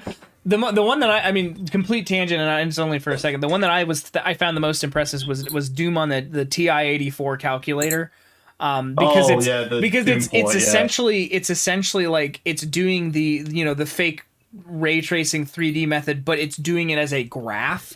Like that's where it's like, that's just amazing that not only did you take this like first person shooter fakeness of Doom, but you then put it on this primitive as hell like piece of technology. Like, I loved it. But anyway, okay. What was the question? The question was, how do you deal with feedback that is constructive but you disagree with? How do you deal with feedback that is Mostly I cry. No, no. I was going to say, how do you deal with feedback that is constructive but you also disagree with? Okay, so do you mind if I go first? Yeah, go ahead. So with one of my maps I've been making, it's like a survival wave thing. So enemies come in waves and you got to defend a position, and that's like the game. I would often get people going off about the balance. Some of it was constructive, some of it wasn't. Some people would be like, this guy is really hard for this reason. And I go, that's valid. But I also know that it like, the disagreeing part might be like, that's part of the challenge. Right. Of like what's happening. So if there's like a unit that's really long range, like it's a boat that sits halfway across the map and shoots missiles at you, and people are like, how are we meant to kill it? It's halfway across the map. And I'm like, I've given you the tools to kill it. You just have chosen not to do it. I think it's a valid constructive criticism though, because I'm like, I need to assess how players are interacting with that. Right. So it's a, why are they giving me the constructive feedback in the first place? Right. And sort of reassessing how, okay, maybe putting a super long range enemy at the first quarter of the game is too early. Maybe I need to push it to halfway, or something like that. So I still get that dynamic, but it's also that constructive criticism in the, they are right, but they are wrong, but they are also a player. They're just a player in the world of that I have created, and this is how they interpret that world. I mean, that's kind of how game development tends to work, is that, yes, there is ways. It's like me putting you up against the hardest Dark Souls boss. Right. You can technically beat it, but you don't know how. Right. It's give about them more time to you give them more gameplay before throwing the hardest boss at them. You know what I mean? How much information have you given the player? Like, because it's one of those things where you're like, well, this seems obvious to you as the developer because you've been like engaged in it. Where it's like the player's coming to this for the first time, going, I have no idea how to do the thing that you want me to do. Like, it's there, it's possible to do, but I need that little push. And maybe that's where, like, okay, environmental storytelling, or maybe it's like, okay, I'm gonna introduce a smaller, like, mini boss that shows you how to defeat the big boss, or something like that. Maybe you get introduced to each mechanic slowly but surely. Like, each new mini boss has a different mechanic, and then you get the super boss that has all of them. Right, exactly. I was going to say, like, there's probably another way I could take this question. Yeah, there's probably another way I can take the question, which is constructive yet but you disagree with. So, like, say if you're talking to someone in person and like you can't avoid the question and you know you disagree with it, I'd probably say something along the lines of giving them a suggestion of why you disagree with it, saying like, well, yeah, I think you're right. I think the guy shooting me from across the map is pretty strong, but I intended that players that might use aircraft or something to deal with that sort of a situation, sending aircraft around the enemies to the back line to take out the bad guys. And then that gives you're sort of giving them their constructive criticism. You're giving them an alternative to think about rather than just saying, no, it's fine, screw you, or whatever. Like, you're just giving them perspective, but also you're saying, like, maybe it is a little too early to do that. Right. Like, to have that kind of a unit. I think the aircraft thing is a bit of a tricky thing for newer players to get going early on, so maybe I need to just push that back a little. Like, you know, it's just having that, like, you can see, like, every criticism is good criticism. Even if people are like, I fucking hate this, and they're like your number one fan, and you're like, but, like, it's very indescript, but then you think about why it might be the most hated thing on your channel, despite the fact that they're your number one fan, you know what I mean? Right. Like, they can be very blunt, but there's a lot of ways to take the criticism, I guess. Anyway, sorry, I'll let you go, Scott. Oh, yeah. I mean, for me, with constructive criticism, like, because that's the thing, I do, a lot of when I do brainstorming, I'll usually shoot things by my partner because it's like just something that we do a lot, like especially like we're in the car, or like, you know, I'll be like, hey, I was thinking of doing a video about this, or I was thinking of doing writing a story about this or that or the other thing. And you know, 9 times out of 10, it's like, oh, that's, you know, that's cool, let's do this, and we build off, you know, we do the bouncing off of one another.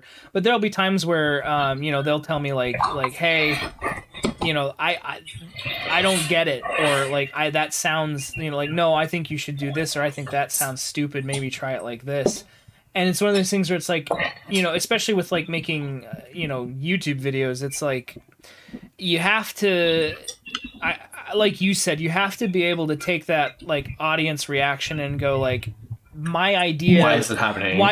Like, if my idea wasn't clear, clearly I'm not explaining the, like, it's like, if I think this is a good idea and I want this like communicated, but the audience that I'm bringing it to just says I don't get it, or like hey, I don't think that that's what you want it intended to be, it's like, then I need to find the better way to recontextualize the idea and convey it in a way that actually makes sense to them, so that they understand what I'm saying and they go, okay, I like that, and that works. Me and Scott literally had this discussion like the other week, where Scott was pitching me this idea, and I'm just sitting there just like rolling my eyes going like, dude, what you're pitching me is, do you mind if I give him any sort of clue into what you were saying? Yeah, it was just so he was basically, what he was pitching me, I was sitting there going like, this just sounds like Nostalgia Critics like big reel or whatever it was called, demo reel. Like, I don't even Demeril, Demeril. And I was sitting there going like, this just sounds like Demeril, and Demeril flopped like one of the hardest flops you've ever seen. And Scott's like no, but it's different. And I'm just like, like, but how? And it's like, I clearly need to workshop this more, because the idea is not.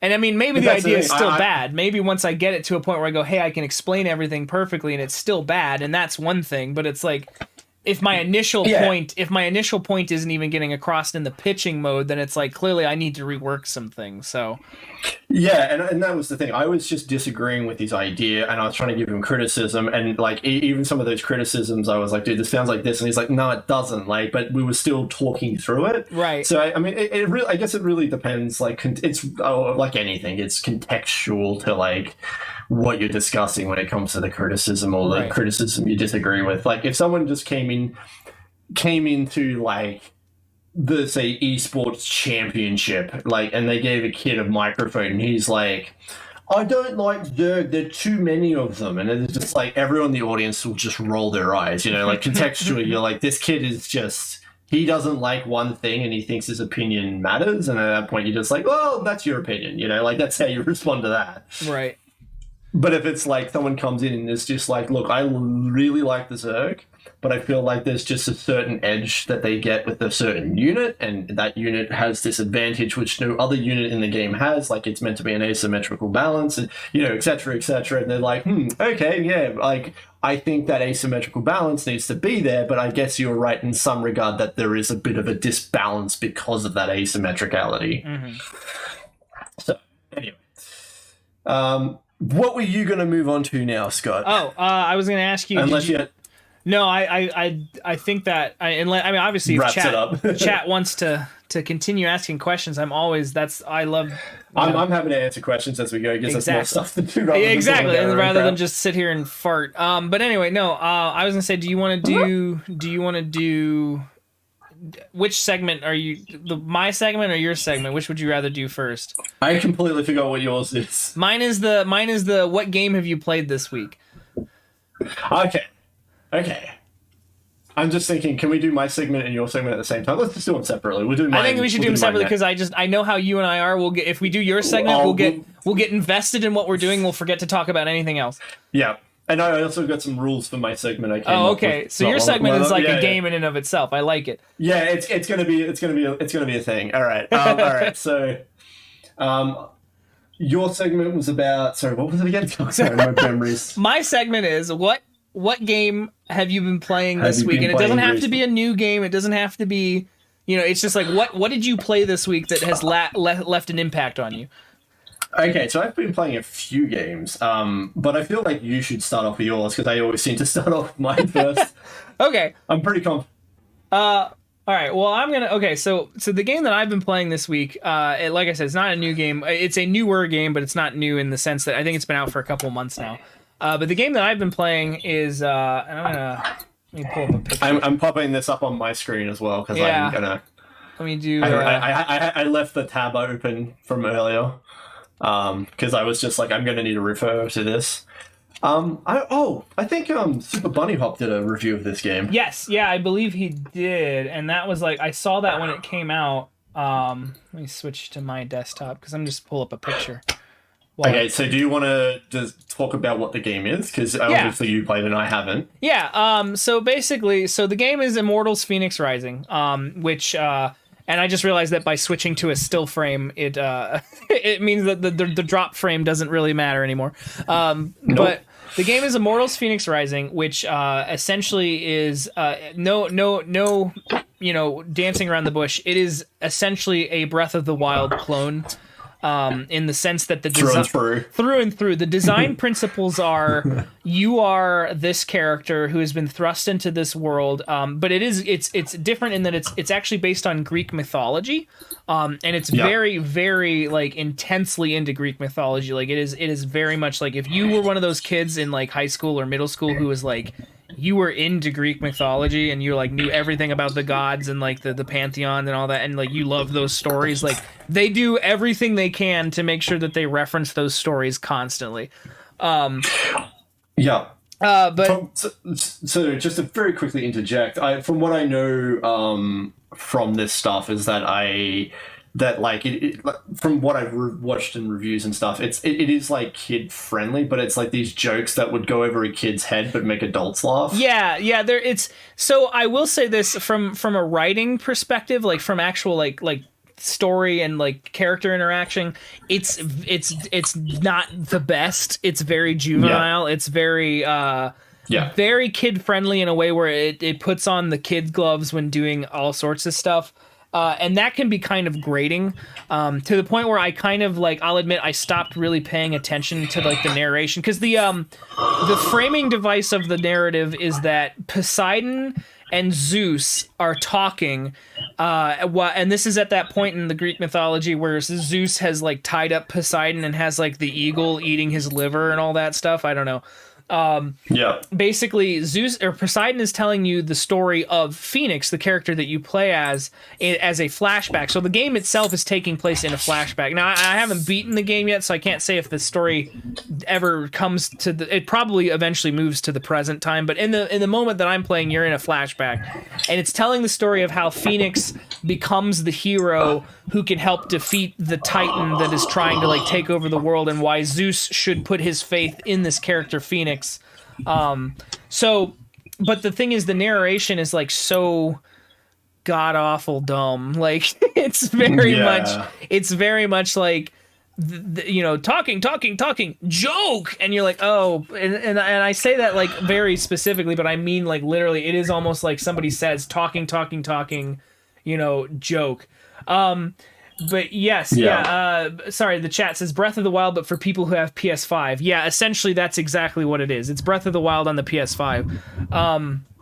But so what makes it good, and the reason I even mentioned it is because I'll say this, that the gameplay loop itself is so very, very satisfying. Because what it does is it takes that itch that like you needed scratched from like Breath of the Wild, where it's like you wanted this open world concept where there is just a world to explore that you don't really have your hand held through it. It is very much there are markers and there are things to do, but it's not. And it's funny because it's made by Ubisoft, so there's no towers to climb, despite it being a Ubisoft game. You know what I mean? It's not like climb. Well, okay, I take that back. There technically are, but they're not in the same way that it's like Assassin's Creed, where it's like you climb it and now you have all these dots on the map. It's more of Breath of the Wild, where it's like you find the statue, you climb to the top, you survey the land, and the fog of war on the map lifts, and you go, okay, now I can see the whole map on my map screen. But it's it has that like gameplay loop of Breath of the Wild, where it is very open-ended, very do what you need to do, physics heavy, solve puzzles in a very organic and immersive way, emergent gameplay and all that. But the best thing about it is that what it changes from Breath of the Wild is the combat system.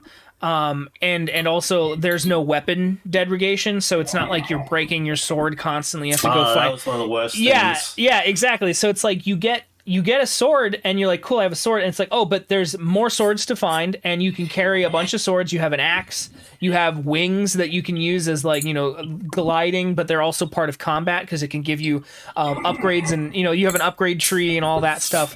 And that's the thing, is that they add RPG elements that Breath of the Wild didn't have, because there is upgrade trees, there is skill points. There's not really a leveling system. It's more you get a skill point every time you collect it out in the world, and then you can spend it on new abilities.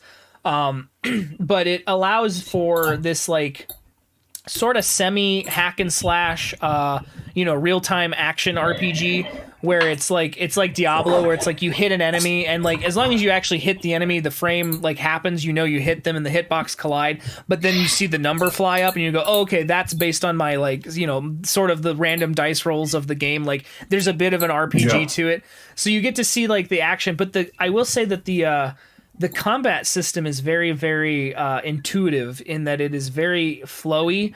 At first, I didn't think I liked it because they use, and I know this is stupid, but I was like, okay, you hit square to attack, right? And it's like, no, square is like dodge. And it's like, okay, right. You actually use R1 and R2 to like attack, and like L1 parries. And it was like, I was like really weird. I was like using the shoulder buttons to like combat felt really weird at first. But once I got into the groove of it, I was like, this makes so much sense.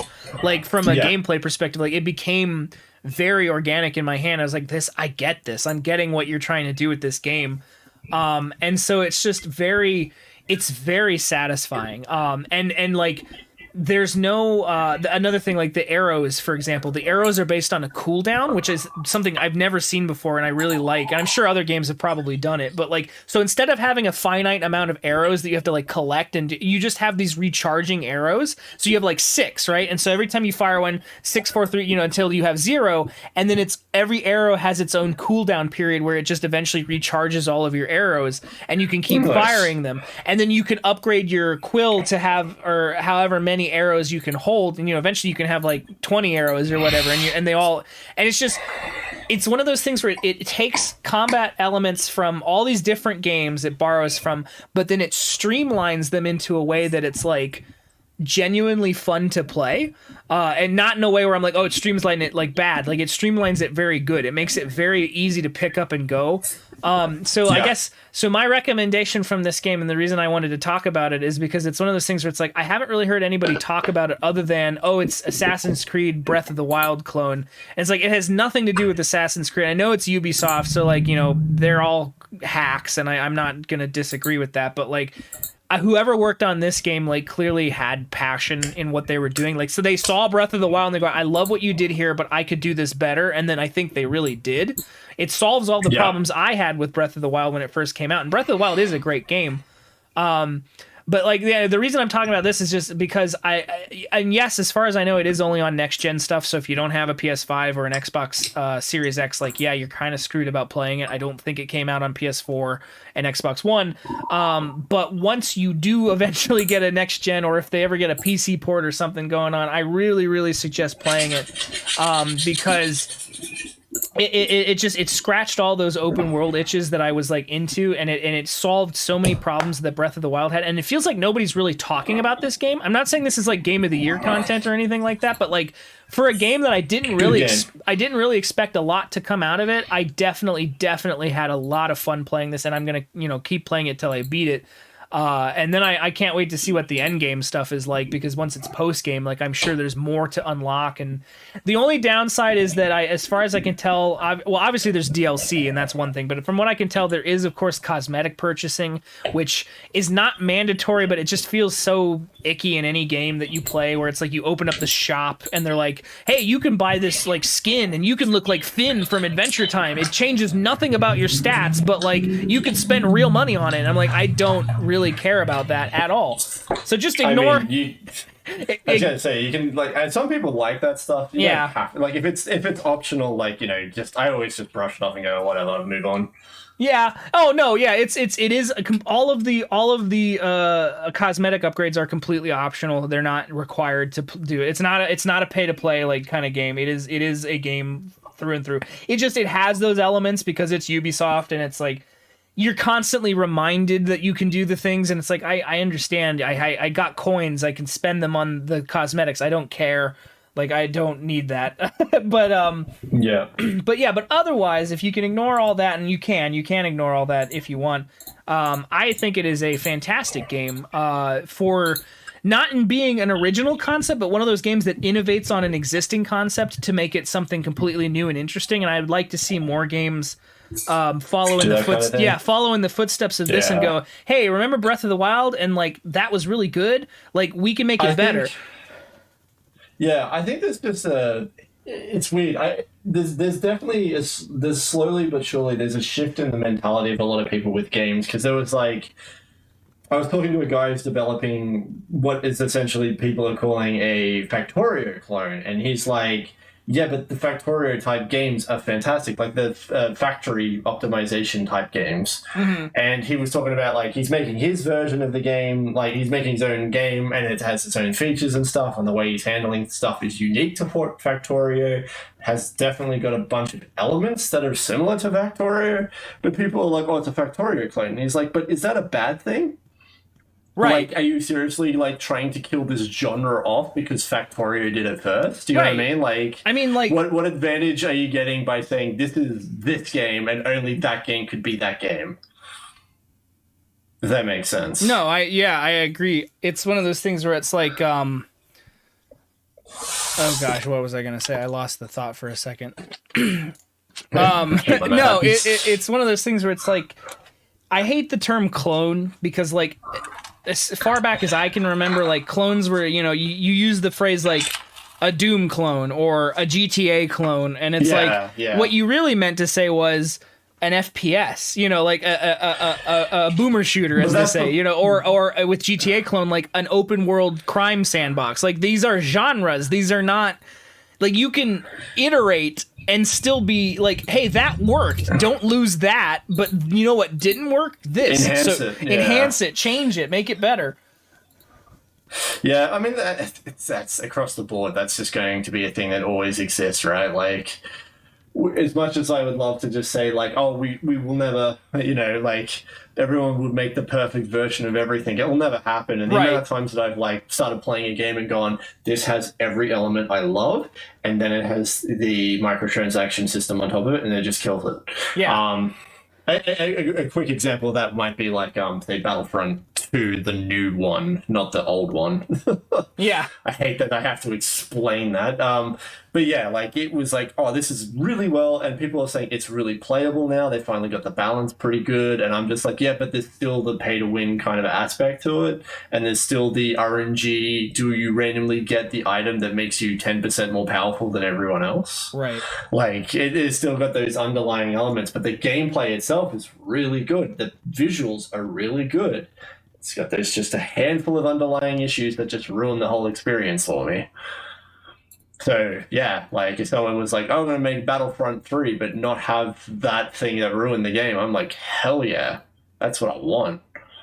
So this is an interesting question. It seems as though Sony is completely involved in the blockbuster hits. Do you think that blockbusters or indie titles with massive followings are the future of gaming? You mean like movies to games? Games to No, movies? no, they mean like AAA games versus like indie titles. Like, is the future of gaming the big budget, Assassin's Creed, Call of Duties, or is it Both. like? I was gonna say I would say both too. I think there's room for both to exist simultaneously. I think you can have like your Among Us and you can have your what's another indie title like Minecraft. Minecraft is a perfect example of something that was an indie title that became a AAA game, but like has mostly stayed to its roots. So I don't know, but yeah, I think it's totally possible for an ecosystem of games to exist where you have your AAA. I do think that they're starting to bloat entirely in how much they cost, and I think that is stupid, and I think they need to be sort of. Didn't we talk about this in a previous episode where we talked about like because I irradiated it to like the film industry like becoming such saturated with like superhero movies and stuff, and it's like the game industry's kind of the same. I feel like we've talked about this. I don't know. Maybe it wasn't. But that was a while. Maybe that was off the thing. I don't remember, but I think it's like I've been to a bunch of like GDC talks, and like I've done my research in the games industry, and it's basically peaks and dips. Mm-hmm. So and that's in regards to like say the AAA scene. They have a peak, and then the indie scene has a dip, and then when the indie scene is peaking, the AAA scene is dipping. In terms of, if I reread your question and it says, do you think that blockbusters, indie titles with massive followings are the future of gaming? I think indie games are the future of gaming. AAA games are not the future of gaming. They're too damn safe. They refuse to innovate, iterate, and do things differently because they doesn't make them the money. That's why you get 10 Call of Duty games that are all exactly the same because they found a formula that gives them money. AAA games is a business. Indie titles is a creative business. Right.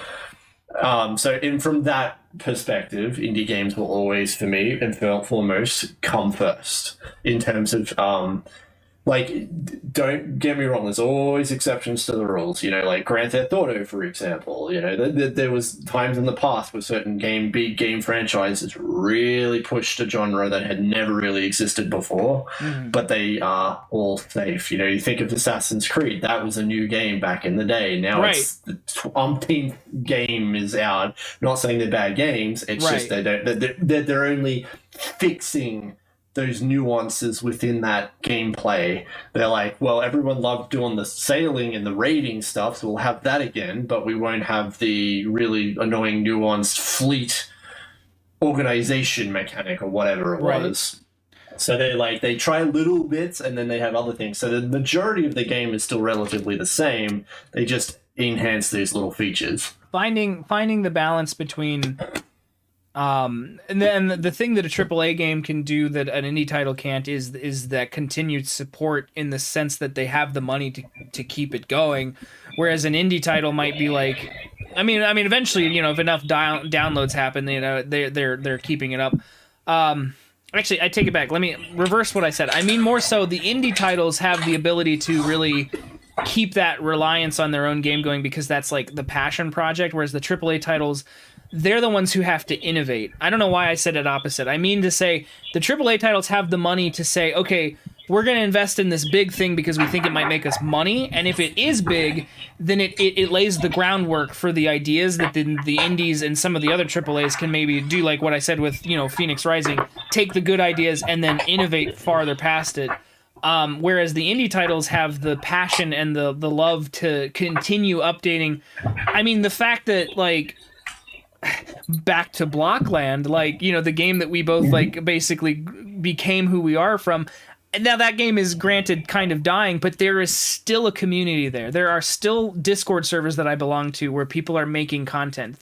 I'm involved in the new speed cart update that's like being made right now. Like, there are still people playing that game and doing stuff with that game. And that game has been around for 15 years, and it's like a staple of that little indie corner of the world. So yeah, I think absolutely both can exist, and I think both need to exist for the gaming sphere to, and now obviously, but then the corporatism of AAA games is a whole other story. I don't like the creative bankruptcy of most AAA studios and, crunch and all that stuff. But I think they need to exist. I just think maybe they could be reined back a little bit in what they do in terms of being evil, like, EA kind of sort of thing. Like, let's just slash them a little bit. But, I don't know.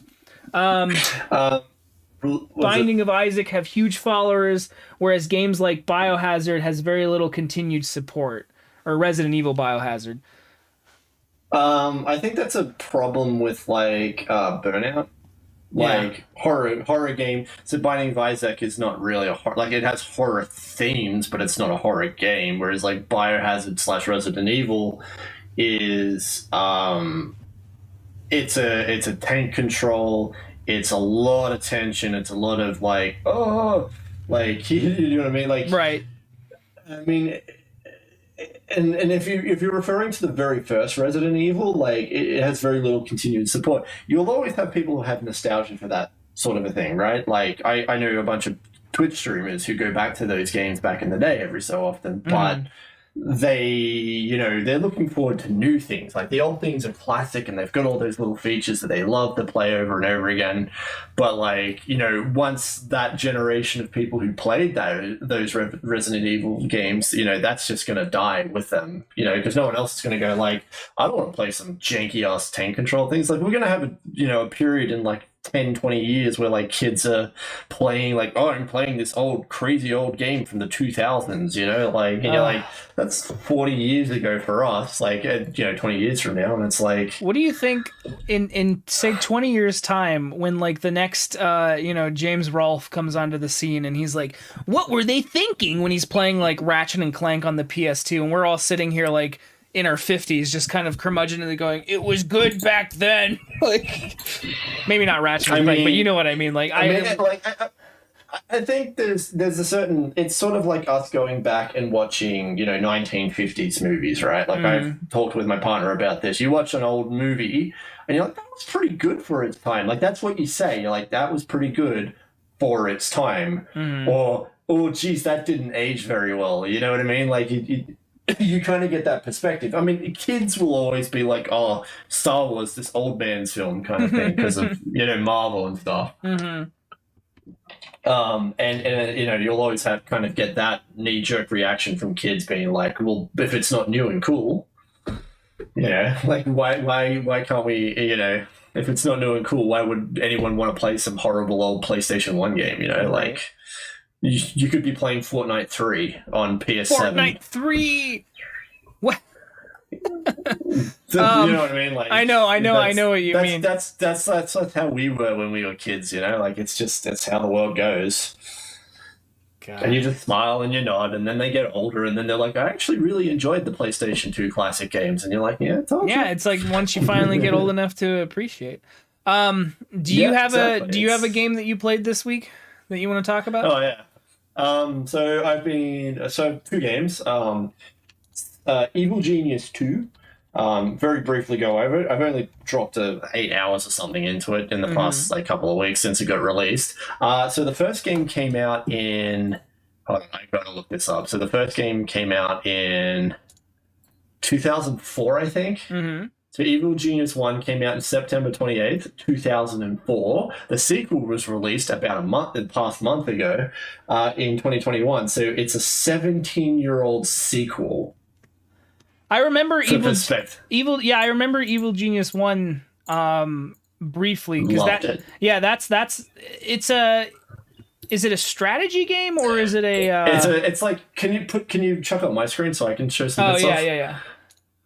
All I have is your face. So basically, oh wow, okay. Basically, you're running a evil layer. That's the first game's thing. Is you're running an evil layer. You're doing schemes across the world. You've got secret agents trying to bust into your. Is it like Dungeon Keeper? Yes and no. Okay. Yeah. Yes is probably a bit more leaning towards yes. Wait, what stream are we looking at? I'm just trying to find some gameplay. Hello, ladies and gentlemen. Oh, please don't. Oh, okay. There we go. There we go.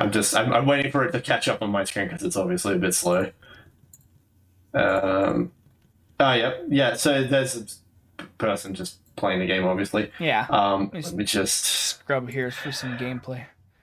Yeah, just there we jump go. halfway into it. Yeah. So basically, you get to lay out your evil layer and stuff, and this is like a throwback to the first game, which came out 16 years earlier. I remember specifically seeing this game and thinking Team Fortress 2 stole their art style. That's like literally how far back this game goes. Is I thought this was the set the art style that Team Fortress 2 was stealing from. Mm-hmm. But yeah, so you basically set up your layer, you get to set up your little training rooms, you set up your food places in your control room, which, more of each resource means you can send more guys out into the world. It keeps your people happy and fed, and then you've got your mining, you got your gold collection, which you use to go buy more stuff, and then you get bigger guys. It just has this slow progression where you get more and more guys attacking you, and you have to really start to figure out building traps and stuff in your underground layer, because it's very 1960s Bond villain. Mm-hmm. Just old school Bond villain, where they just had these I have a giant laser, where all the Austin Powers essentially got their humor from. Right. So it's good fun. It's been a really nice throwback for me, to be able to go and just play this game where you just get to basically run this whole layer and just take your time and setting up these little elaborate traps throughout your layer that stops the guys from breaking in. And it's not something you can exactly just explain and it sounds really interesting. It's actually a lot more fun when you're just sitting there setting it up yourself. Once you got the tools in your hands, you're oh, I see what I can do. So it's like a management simulator, Fort War kind of I don't want to say tower defense because it's not that, but but the idea of there are invaders coming in and they're trying to do shit. Yeah, so you've got a hotel, which is the guys looking at on my screen right now, which is a big red area, which is basically you got to make a cover for your thing. So you're sitting there trying to entertain these people in this hotel, but you're also trying to do evil genius stuff stealing things to build a super weapon and stuff to take over the world. Right. Lots of crazy wacky crap like that, and it's so much fun. Yeah, it's a whole thing in itself. But another game I've been playing, which I was going to get back into a bit more thoroughly than maybe Evil Genius. I just thought I'd mention Evil Genius just because I recently played it, and it's a 17-year gap between a sequel. Right. I remember 10, 15 years ago being when's the sequel coming out? Little did I know I'd have to wait another 15 years. So I've been playing Arma 3. Oh yeah. I don't know how familiar you are with Arma 3. I know what the game is, and I know what it has led to. Yes. I know. Can I even create basic? Let me see if I can even find. So Arma 3 basically, it's the fourth game in its series. The original was Operation Flashpoint, which then became Arma Flashpoint, because licensing and stuff with Codemasters got a bit weird. They more or less created a military simulation back in the day, Operation Flashpoint. It was the first game where you could actually walk kilometers in a game, and it was actually visually appealing. So it was insane, and it's a military sim. So you have all these controls and everything to get through the game. Like version 2, geez, that's a while back. But yeah, so it's like a full-on military sim. Right now, I've been playing with a couple of mates, and we've been doing basically you're going to take over the whole island. And we've been playing as like this little resistance group where we have to like steal our weapons and like weapons and vehicles and stuff. Slowly taking over this ginormous island. I mean, like, look at the amount of customization in this like trailer alone, though. Like the fact that like you can make like all these prefabs and like take all these items and like weapon attachments and stuff. It's just full on simulation. But it's been so much fun because we're basically playing as this resistance group, taking over this entire island, and one of our commanders like call-ins, which is an airstrike. It's like napalm run, and you're thinking to yourself, oh yeah, it's going to be a jet fighter or something. Right. Because we're playing on the resistance group, it's not a jet fighter. It's a World War II plane from like earlier in the war. So It's a dinky little propeller plane, and the dude's essentially tosses like petrol bombs out the window as his like napalm strike. It's the funniest thing. But it's been so much fun just to get back into this game, and like having a computer that can run it ultra smooth now, it just makes all the difference. Right. Back in the day where it was like 30 frames was like if you were lucky. Arma 3 is still free, right? It was free? I didn't think it was free. It's not free? I thought it was free to play. Or am I thinking of something different? You might have been thinking of like DayZ or something. Maybe. I haven't. It's 45 Australian dollars right now. Oh. Well worth the money if you're into this type of believe game. it, yeah. It's like I'm big into like the military simulation sort of stuff, but like in a gamified way, so you can actually enjoy it and not be like, what's the word? Like boring yourself to death with it by like realistic walking distances and stuff like that. Oh, I should buy the Ultimate Edition bundle for 119 USD. Yeah, I actually my name's actually in the credits of the game because I bought the the Founders Edition or whatever. It was like half complete, and they're like, if you get the Founders Edition, you get to get thrown into the credits, and I was like, hell yeah, I love the Arma series. Maybe that's what I'm thinking of. Was it early access at one point? Or no? It was early access, yeah. I know it came out in 2013, but like, I mean, was it like a game that you could play the demo to or something? Like, I remember it being available for free for a little while. It was probably one of those weekend things. I remember Arma 2 being relatively like free for a while. In fact, Arma 2 might be free. That might be what I'm thinking of. It might be Arma 2 that's free. I know there's like the DayZ stuff is all like the same engine and everything. Yeah. Arma 2 is not free. I remember there was a bunch of stuff. Combined Ops, was that the one? There's a bunch. I think the DayZ mod and stuff like that. Yeah, it was a whole thing. There was like I think the Combined Ops was like it's the game, like the whole game, but it's all in like super low resolution, just so you could play DayZ. Yeah, or something like that. It was like they've got this whole mod system, but basically means that you can, like, despite not having the 20,000 DLC, you can still play with people with the DLC, right? Which is really cool. Somebody said, "How are you guys?" We're doing just fine. Just fine. That's it. No, just fine. I don't know what else to say, honestly. No, I'm doing good. I'm having a good time. Well, interesting. That's the thing. It's like I like the military sim stuff. I'm just not a huge multiplayer guy. We do cooperative stuff online, which is the big thing for us. And I feel like if I had a group of friends that I was familiar with and like did that sort of thing all the time, I'm sure I would. Yeah, it really requires a certain mindset. Like the military sim games is like you're here to play it, and you're here to play it seriously, and you're not going to be a dick, and that is a hard mindset to find in a lot of people. Right. It's the like, what if we just get in the car and do some donuts and screw around and start shooting randomly? And you're like, cool, well, now all the enemies know where we are, and we've just lost a vehicle asset which we can't get back. Battlefield 2 is the last, like... Battlefield...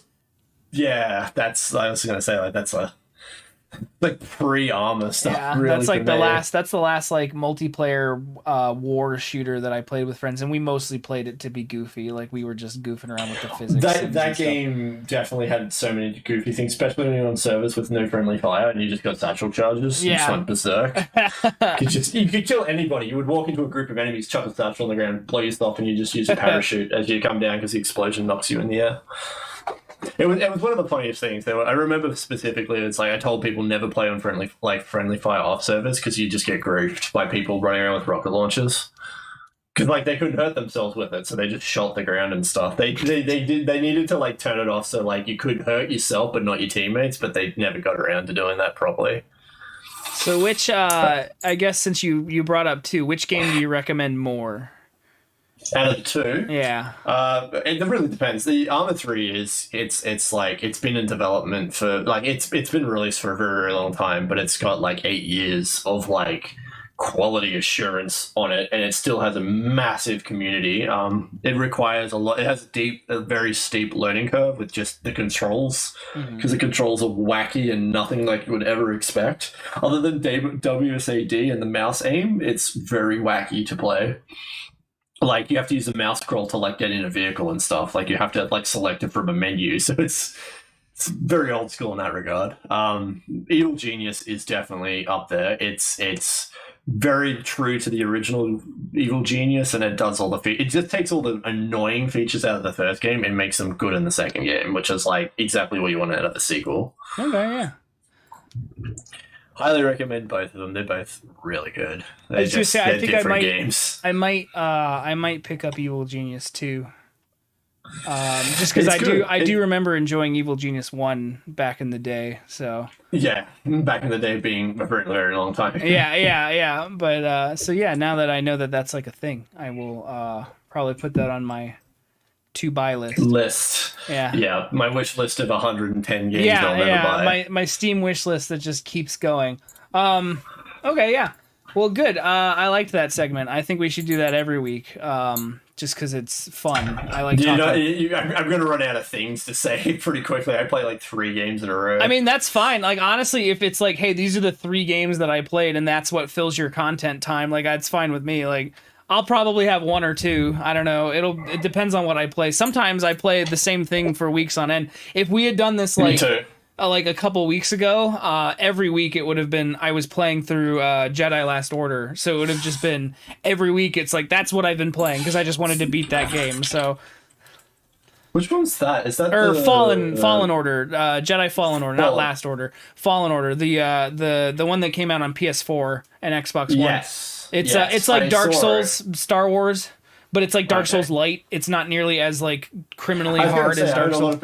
if- I was going to say, I'm pretty sure it's made for the mainstream. I've just been very adversarial against any EA Star Wars games. I mean, me too. And I would have said the same thing, but like I finally I got it essentially for free because of where I worked, and I got it finally, and I played it, and I was like, this is actually like really good. Not like super Yeah. duper like caring much about the story. It delves into the whole like middle period of like the Between Order two. Order 66 has happened, but the Empire is not. It's not. Luke Skywalker isn't even like a teenager yet, so it's like kind of that middle period. Yeah. Like, so you're like- it's when they're like in the like decommissioning all the old Clone Wars stuff and starting to Yeah, build the Imperial yeah. stuff. And it's like one of those things where there's moments in the game where you get, if you're like a Star Wars nerd, you get like those things where you're swimming in a lake and there's a downed like clone trooper ship and you're like, oh, this is cool. Like, but at the same time I'm just like, but I don't care like that much because it's like I'm sure there are some people out there who are like big Star Wars nerds who are like really into it. I might have been that person 5 years ago, but I'm just so burnt out on Star Wars that I'm really in it for the gameplay. The lightsaber combat is probably some of the best lightsaber combat since like Jedi Academy 2. Like, because you really feel the weight of the lightsaber, like, and you get these moves where like they do some really nice like mesh separation where you actually see where you cut like the enemy in half, and it feels like I did that. I cut that guy in half, and it feels really good. I just play it for the game. I don't really care about the story. So Yeah, no, I can appreciate that. Like the Star Wars stuff for me, I've probably said it many times before. There's so much stuff I want to Jedis and Sith to me are meant to be like godlike creatures. They're meant to be able to just carve through thousands of dudes and not even like break a sweat. Yeah. And I love the idea of playing like a game like say Arma 3 or like a Grand Theft Auto style game, like a whatever you want, an open world vehicle based game, but like with Star Wars as the theme, and you've got like bounty hunters running around, you've got like the Imperials and all the other stuff. Like those are the pre-ultimate games for me in terms of Star Wars. But all we keep getting is just like, remember Rey? Yeah. And how no one likes her anymore. And well, at least LucasArts like is a kind of a thing again. But I think that isn't that because like they're finally hitting like right at the end of like the licensing running out. Yeah, I think EA is about to lose the license, and Disney's like, we don't care about you. This. We don't like you. You guys have kind of just done nothing but like pooper after pooper. So we're gonna. Well, they've just been reiterating the same thing they did 10, 20 years ago. Yeah. Like, so who knows? All I know is that they've announced. What did they announce that they're working on? The new LucasArts, and I don't think it's called LucasArts, but it's essentially LucasArts. It's like Lucas Games or something now. I don't know. I know that they're working on an Indiana Jones game, which I actually really like the Indiana Jones games. Like, there's not that many of them, but they all like do something fun and different. So I'm excited to see where they go with that. And I know they're doing some new Star Wars thing, but I don't remember what. So. I'm reading an article right now from like January. It seems like it's just so basically it sounds like Disney's looking elsewhere now, and this is the thing, right? Like, where's Disney gonna go? Yeah, who knows? Like, I mean, this is the thing. I liked the days, and you could put me up on a crucifix for it, but I will die on this hill. I really like the days when they gave this license to fucking anybody. Yeah. Oh, like, yeah. That those were like, you had like X-Wing Alliance, Star Wars X-Wing, Star Wars TIE Fighter. Something as big as Star Wars should be. You give that to people who say, hey, we really want to make a Star Wars game. You don't just say, okay, EA, you're mandated, make a Star Wars game. You give it to the producer.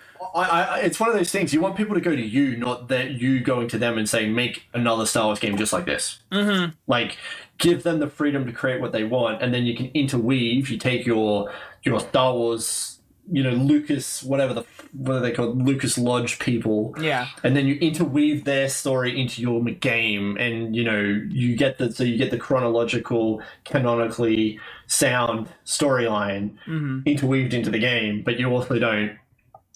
Oh God, I'm crying out. You don't get like. You get the storyline, but you don't screw with the game designers. You don't screw with like the overarching story. You just get the nuances and the canon and everything put into it. Right.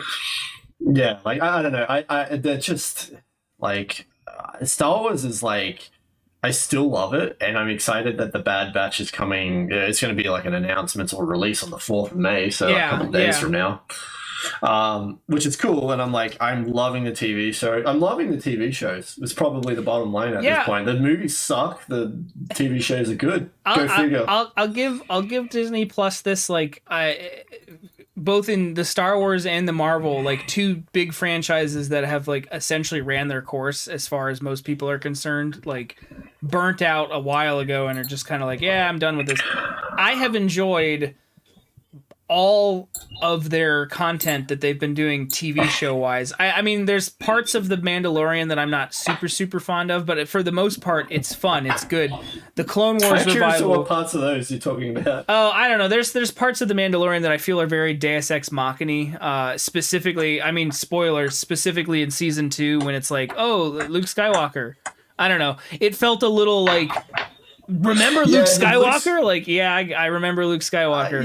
I mean, it makes sense. It's like, it makes sense logically, consistently, but it just felt like they're like, oh, we're in this grave danger, and it's like, oh, well, I know, like, Grogu felt out in the Force and he picked a Jedi and whatever, and I get that it's like consistently story like wise it made sense, but it was one of those things where it's just Yeah. like, of course it's like, oh, there's a single X-wing and it's like it's Luke Skywalker, and it's like, oh, he has a green lightsaber, it's Luke Skywalker, oh, he took out the oh, it's Luke Skywalker. Like this huge build up, and then I just and you're like- immediately I knew it from the lightsaber. Exactly, I was like, it's Black Hand, not a Black Hand. right, exactly. It's like you knew exactly who it was, and it was one of those things where it's like, oh, they were in trouble, oh, of course Luke Skywalker showed up to save them because it's Luke Skywalker. You know what I mean? It was just like, I don't know. I mean, yeah, it was meant to be this whole thing where like It was really supposed to shows have you the tension. power level of Luke Skywalker. It was supposed to have tension, and it was one of those things where it was just like, I didn't really feel.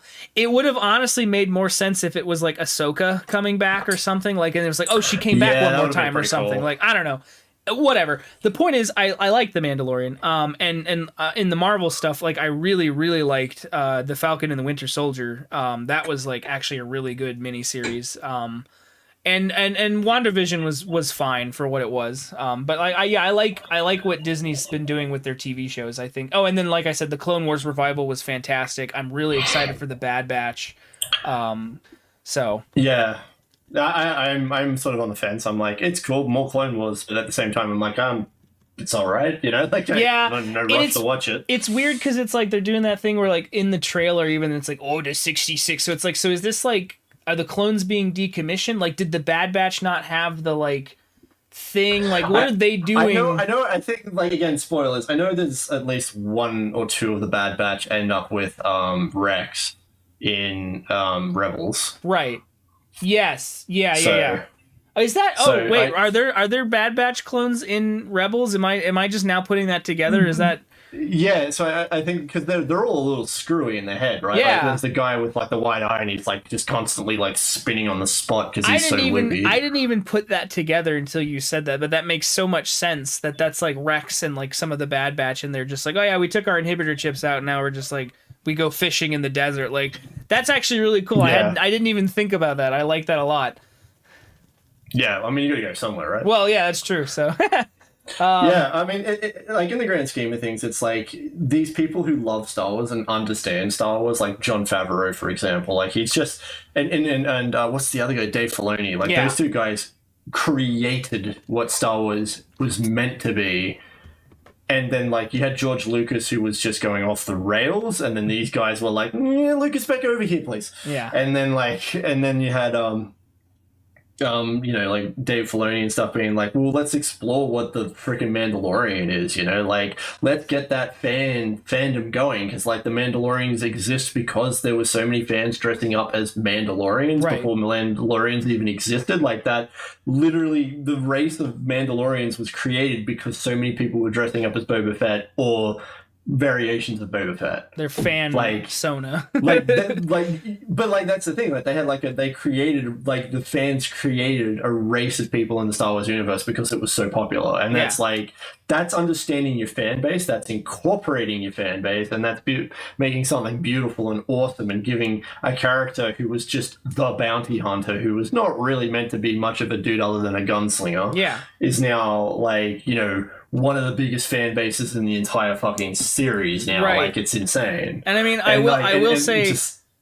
bringing back what's his name from episode 2 to play Boba Fett, like, because Boba Fett's Oh yeah, the clone. the Kiwi guy. Yeah, like turned Kiwi out to guy, be yeah. a clone, and it's like one of those things where you're like, okay, I hate that. I hate that George made Boba Fett a clone, but at the same time, like, if we have to accept that that's canon, I really like that you got him back in The Mandalorian to play Boba Fett after the events of episode 6. He played his dad, and Yeah. then as he gets older, he plays his son. He who's plays older. his Like, son, it's- yeah. Like, I was like, that's clever. I'll give you that. That's good.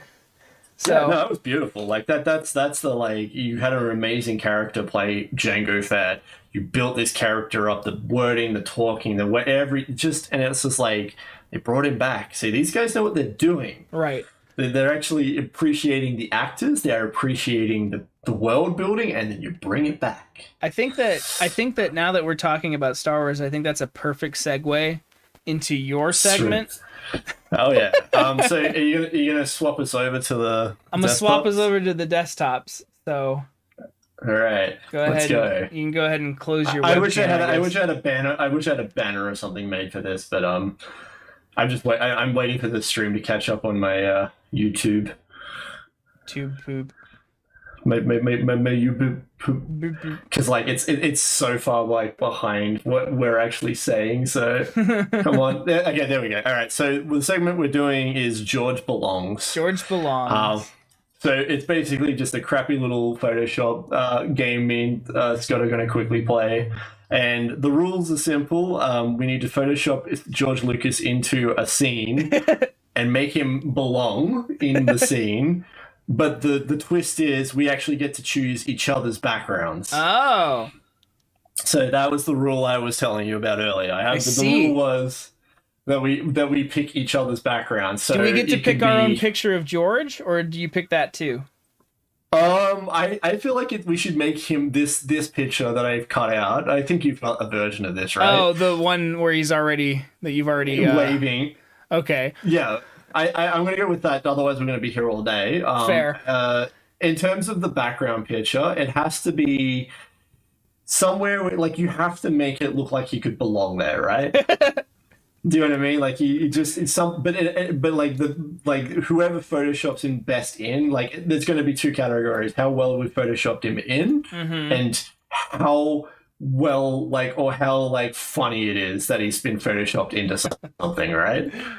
Okay, yeah, I get it. Like I we like get to build our little narratives, and so we're just going to choose each other's background. And I'm struggling to think of somewhere I can I was gonna say I'm trying to think of a good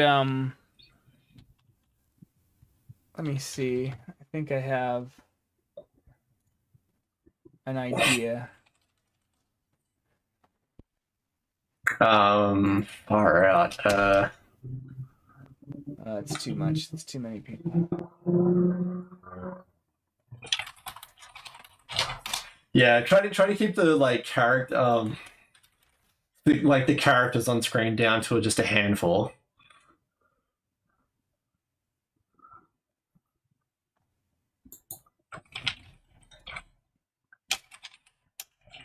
And the rules is that you're allowed to hide parts of George's body, but you're not allowed to add parts to him. Okay. Does that make sense? Like, yes. You have to take the original image. You can cut it down. So if you want to superimpose his head onto something, then you can do that. Like, it has to have, by minimum, have his head. Everything else is optional. Okay. You got to be able to see his face. All right, I've got my picture. Let me know when you're ready. I'm gonna I think I've got mine. All right. Get it to. This is gonna be so fucking good. I really want to see what you can do with it. Like, maybe I'll try to find a better one because I want to give you versatility. I want to be surprised with what you do. You know, I don't want to just give you a picture of something and then just Photoshop it straight onto it. I want you to be creative with it. That's what my goal is, right? Copy image link. Make sure this is the. There you go. Okay, yeah. Oh, come on, give me just.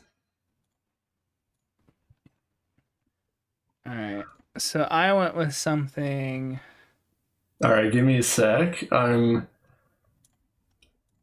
There you go. I'm really strong. I found the perfect thing I want to get you to Photoshop in, but the picture only really has one outcome, and I'm trying to find something with multiple outcomes now. I went with something sort of obvious, but related to what we've been talking about because you talked about hitting up game expos and stuff, and it reminded me. It was wouldn't it be funny if George attended PAX? So I found a nice little image of somebody playing Love in a Dangerous Space Time, and see if you can fit George in there. All right. Oh, I think I'm seeing the image now. Oh yeah, that's good. That's good. I was thinking a convention, but I'm trying to get you something a little more cheekier. I'm gonna go with this, and if it's not good enough, we'll swap it out. Okay. Oh.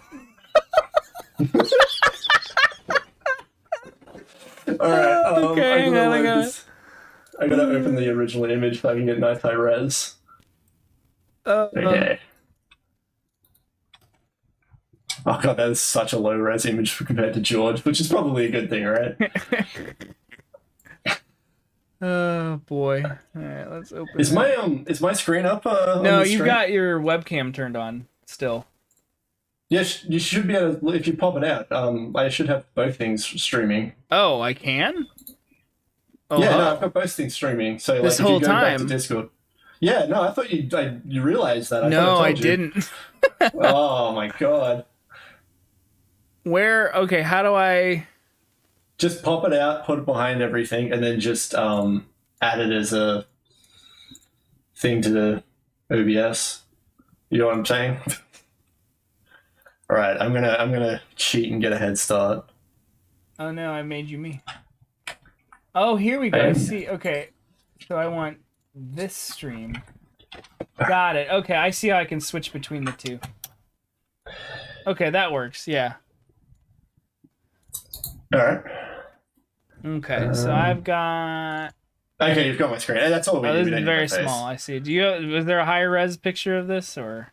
I'm just gonna double its size, like through Photoshop, which is probably not the best thing, but at the same time, I don't care. That's fair. Yeah. Yeah, it's just like it's probably gonna let George blend in a little bit. I love the fact that I've given you like just the funniest spot. Oh, I'm getting some static through your thing. Give your cable a wiggle. A wiggle. Prepare everyone. Oh, there we go. It's good. Good. Okay. There we go. Yep. All right, Why did you decide? George.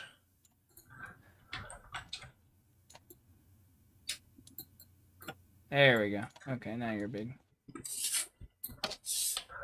I don't know. Okay. Can you real quick send me that picture, George? I don't know if I have it still. I mean, I'm sure I do somewhere, but I don't know where I saved it. I was gonna say if you scroll up in the chat, right, it should be there. Can I just? I'm gonna just send it to you again. I'm scrolling up through the chat and I'm like, yeah, I was it's gonna gonna say, I be way think it's- further up than I want. I think it's I think he's a little too far. Poor George. Poor George. He got lost. All right, let's upscale this by 200 and make it smooth. Oh, did you try open on Discord? Did you open original? If you click the thing and then hit open original on the bottom left, you'll get a really high res version. Ah, got it. There we go. That's what I do to download video pictures off of people. Makes All right. sense. Okay. I'm going a little overboard for this, but this is gonna. There we And we're gonna keep this relatively quick. Just saying. go. Like we can't sit there going like, hold on, I gotta get his mustache right, you know, like. Lucas Dot. Oh, another rule is you are allowed to add to George. I thought Like, you say weren't if you allowed want to to add, you just can't add body parts? Is that what you're saying?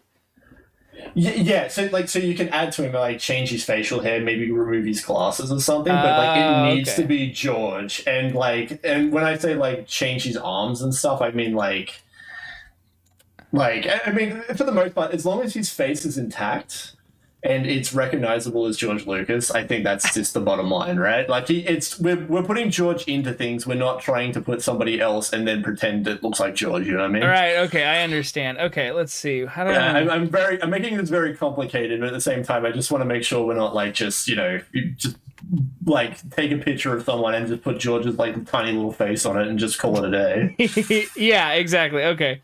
So I think the obvious. I want the restrictions to be, making it interesting. That's the exact opposite of what I wanted. I think the obvious one here is.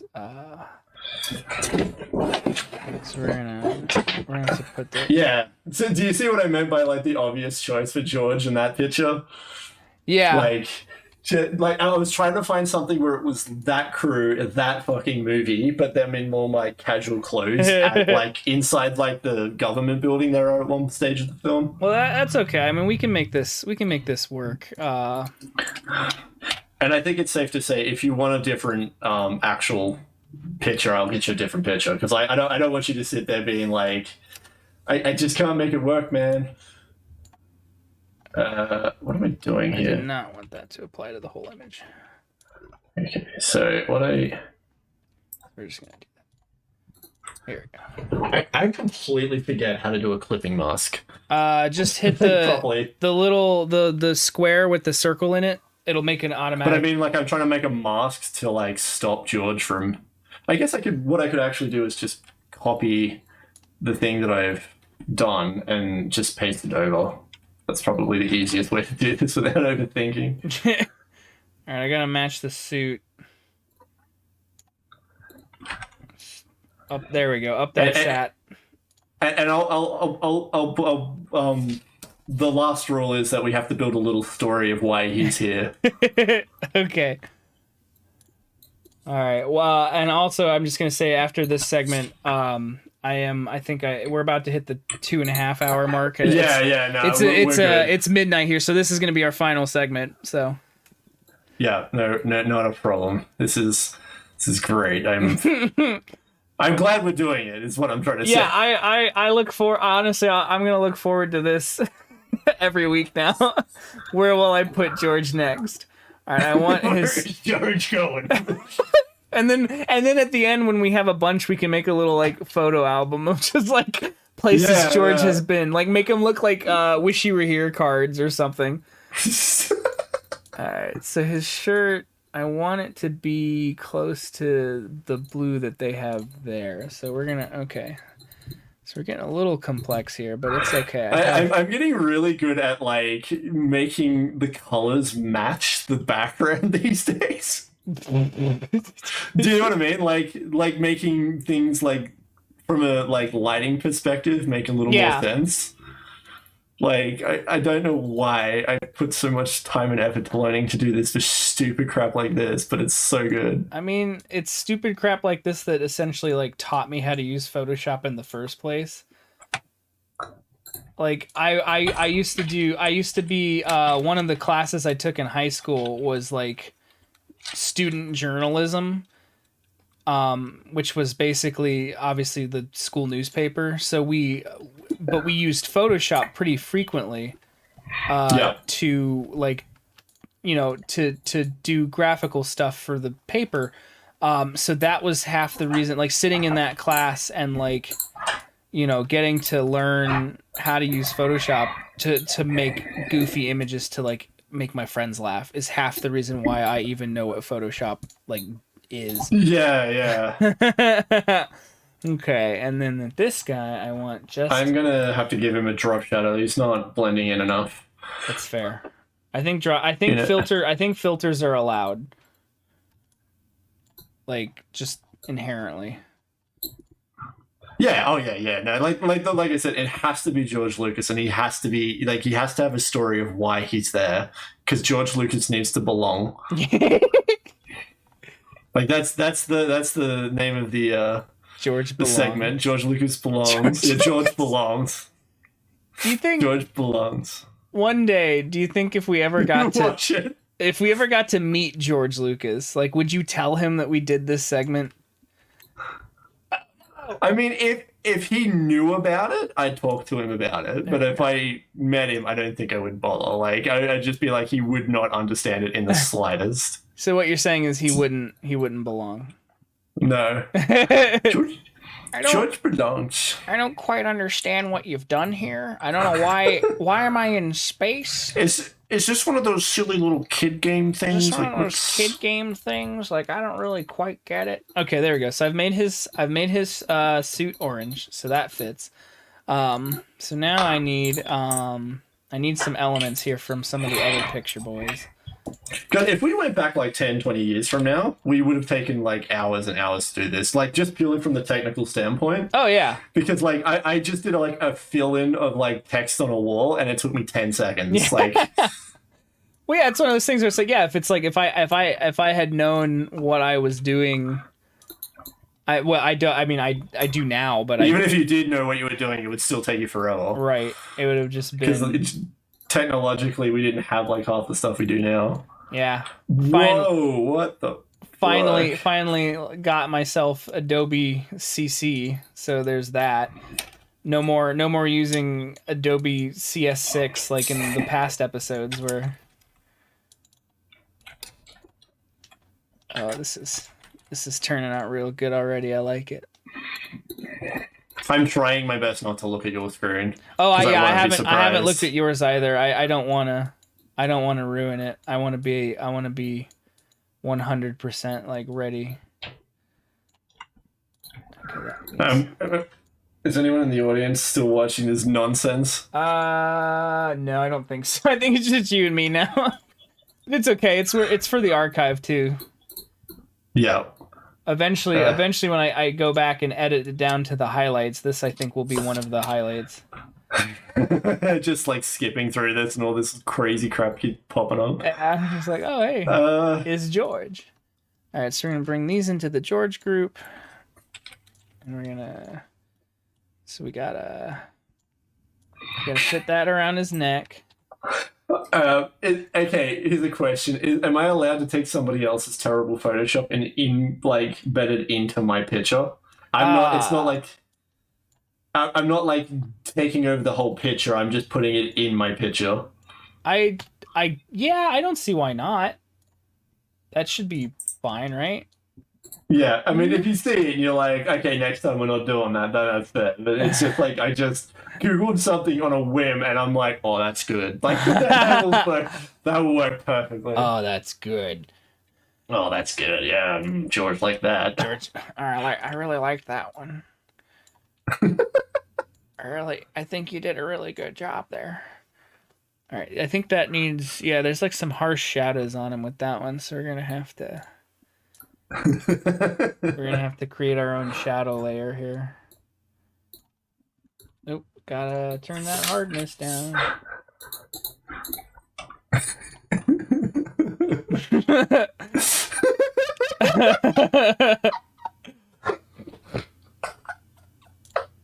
I don't know what you're laughing at because I don't want to look yet, but I just... Don't look. Okay. It's just, I'm making myself laugh so fucking hard. I think taking other people's assets is just fine. This is purely from the... Just fucking so bad. Oh my god. I'm gonna blur that, and then we're gonna turn... No, we just want to turn the... I think it's safe to say that I've made George belong. But like I'm now just like adding extra things around George just to blend, enhance his, to make him blend in, yeah. To blend the belonging. And I can't wait to like build a little story for this fucking scene because it's so fucking bad. God bless the warp tool. I know, right? I've been warping everything to like fit on the table and everything. Nope. Other way around. Oh, jiggle your cable. You're crackling, jiggle your cable. Oh, how's that? No. Oh. Yep, I think you're good. I think it's, yeah, I think I know what it is. I think it's the output cables. I need to get new ones. Yeah, freaking audio cables are always the quickest thing to like break, aren't they? Yeah, usually. I want to look at yours so bad. Just that, but I know when you start laughing that it's going to be something good. I'm already having good thoughts about this one.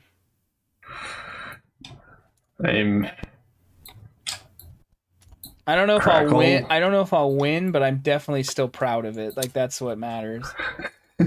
Like I gotta start blending some of my stuff. It's all a little bit little too obvious. It's photoshopped. I gotta make it less obvious.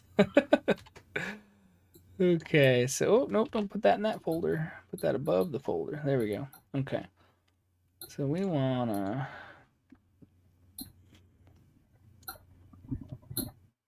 No, better idea.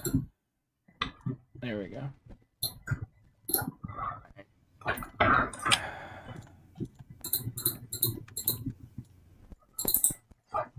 Oh my god, you're crackling again. You just keep on and off crackling. It's weird. Did I fix it? Oh, I don't know. It sounds fixed. Okay. I think this is the biggest thing, right? I'm trying to add things in that you will notice, but also not notice. Okay, let's see. Where do I want him to stand? I want him behind Ben Affleck. Ben Affleck. But I want to still, no, you know what? I want to still be able to see his hand up a little bit. So he's gonna appear as if though he is taller. No, because then he won't belong. All right, hang on. We're gonna have to sacrifice some handage here, which is unfortunate because I really like that he's waving. I always thought that was like one of the best parts of this image, but Oh yeah, it's the little gentle wave he does.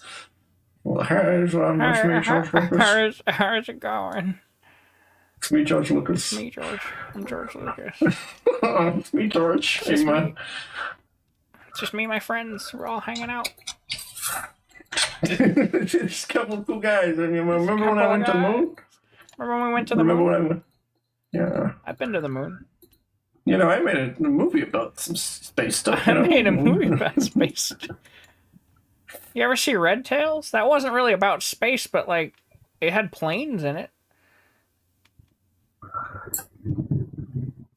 This is either gonna make you fucking laugh your ass off, or it's gonna just like you're not even gonna fucking see it. And I love that that's gonna be both of the things. Oh, what have I done? There we go. What have you done? What have I done? Ugh, God, I hate having to like crop someone's face. It's just fucking bane of my existence. Because like you can do it really well and it looks good, or you can do it really bad and it just yeah. So I know you said no adding body parts, but I think I'm gonna have to cheat and add body parts. That's fine. Look, honestly, because otherwise he will not have any legs in this picture, and it won't make any sense. Yeah, that's fair. That's fair. Look, the body part thing, I was thinking more of like giving him like a hand that just like things that just obviously don't look like him. Right. You got to use I think the biggest thing for me is you just got to use the source material as much as possible. Okay. That's like. Fair. That's probably a better way to put it. Because like if you only use like just his little face, like I said before, you superimpose it on somebody, you're not gonna like. You kind of just defeats the purpose. But if you use the majority of it and make him belong, then it's like smacks bang on what we want. Belong. George must belong.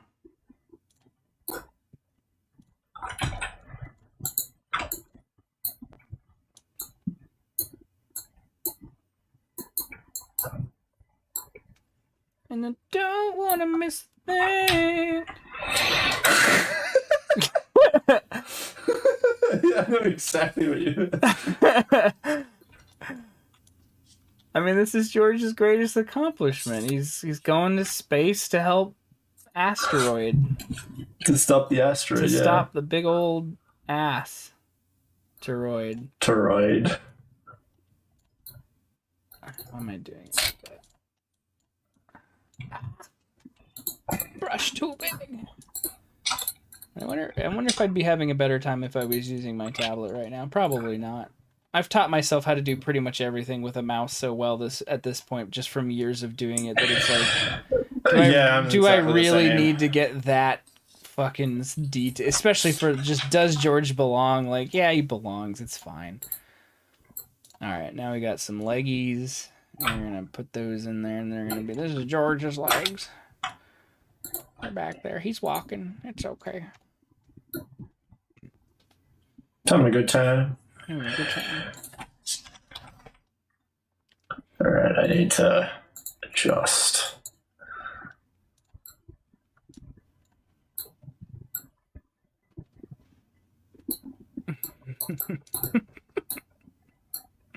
You making yourself laugh? Mm-hmm. Yeah, I'm doing the same. I'm just because it doesn't quite make any sense.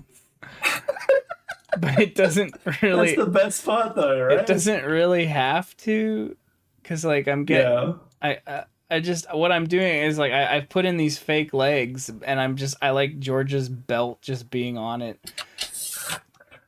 Okay, that's Oh my god! All right, how much longer do you got left? All Until you right, think all you're I done? need, is a little bit of time.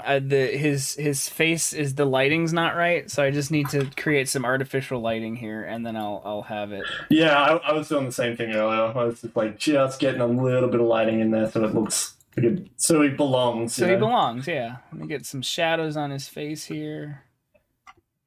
Those are Actually, I need to edit George real quick. pretty big shadows.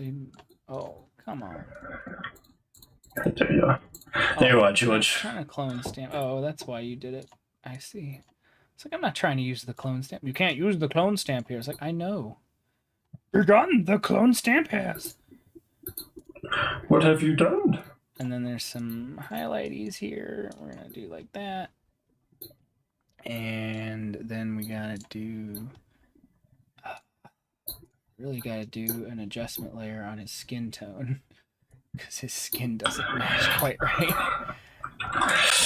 Yeah, I'm just constantly doing like inner shadow, drop shadow, just trying to get him to like blend a little better. Mm-hmm. Oh my god, I need to fix this guy up a little bit. He's not quite right.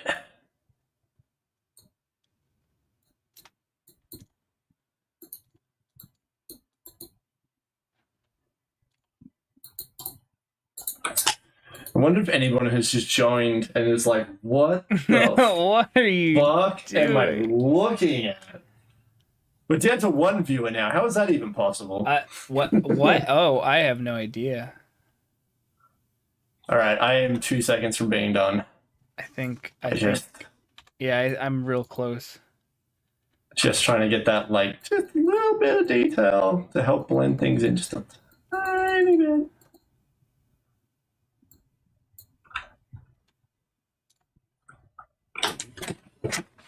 I need to edit original George.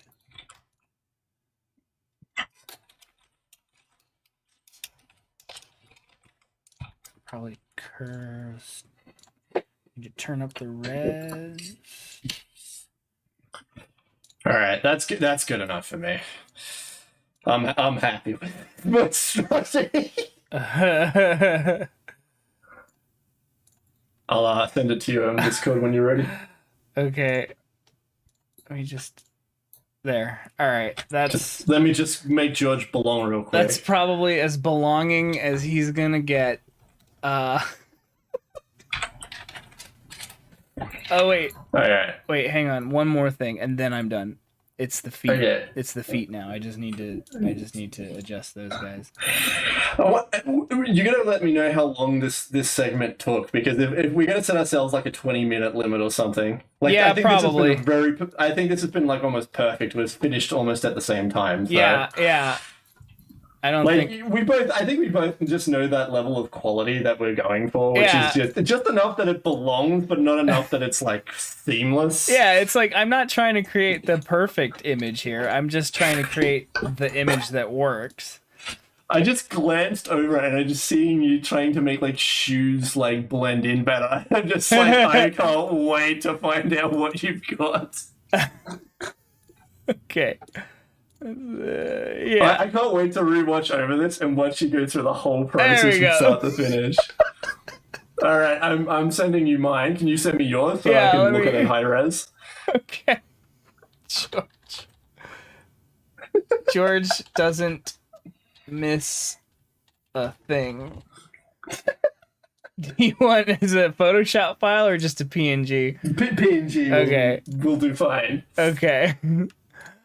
I don't know. I figured maybe you want I it. can't wait to hear your little story that you've written for it. Oh my god. Okay. And All right. upload. It's going. Do we? Oh my god! I'm just the anticipate. Oh, I'm not looking at it, so we'll start with mine. Okay, here I'm gonna go to if you just don't your mi- desktop. Yeah. Okay, we're on your Okay, desktop so- only. So, George belongs. Is it up? Yeah. Give it a second to load. Yeah. Okay. All right. So this is my George belongs. He's decided that he wants to branch out into video games.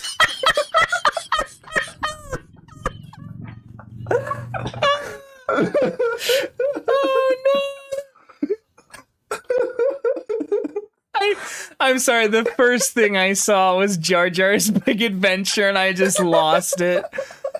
Oh my god! This is like a spot the difference kind of thing. Like I could put up both images.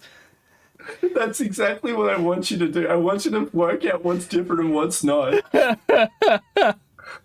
So I'll give you a hint. It's not in the crowd because the crowd's dense as hell. Yeah. But yeah, so the story goes, George wants to create his own. He's branched out into video games, so he's got LucasArts set back up, and he's got this fucking person trying a video game, and he's got Jar Jar with a gun to his head. That was the Photoshop image I was saying. I was just like, oh, that's the one, right? Like, as soon as I saw it, I was like, perfect.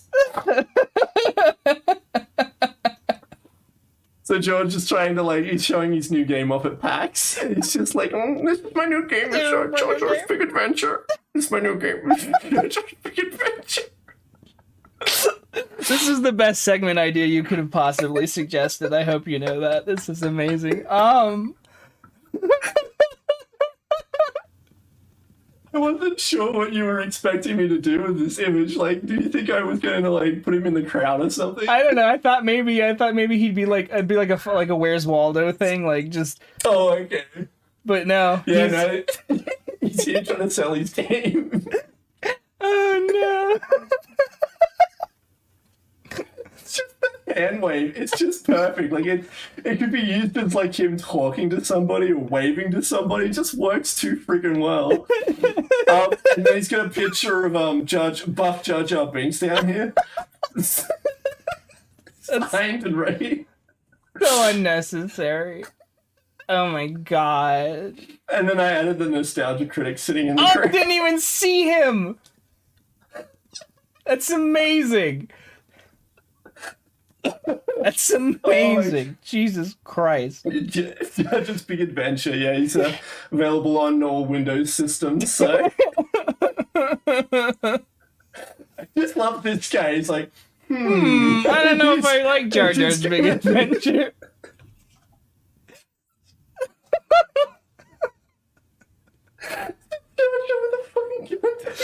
This guy's like,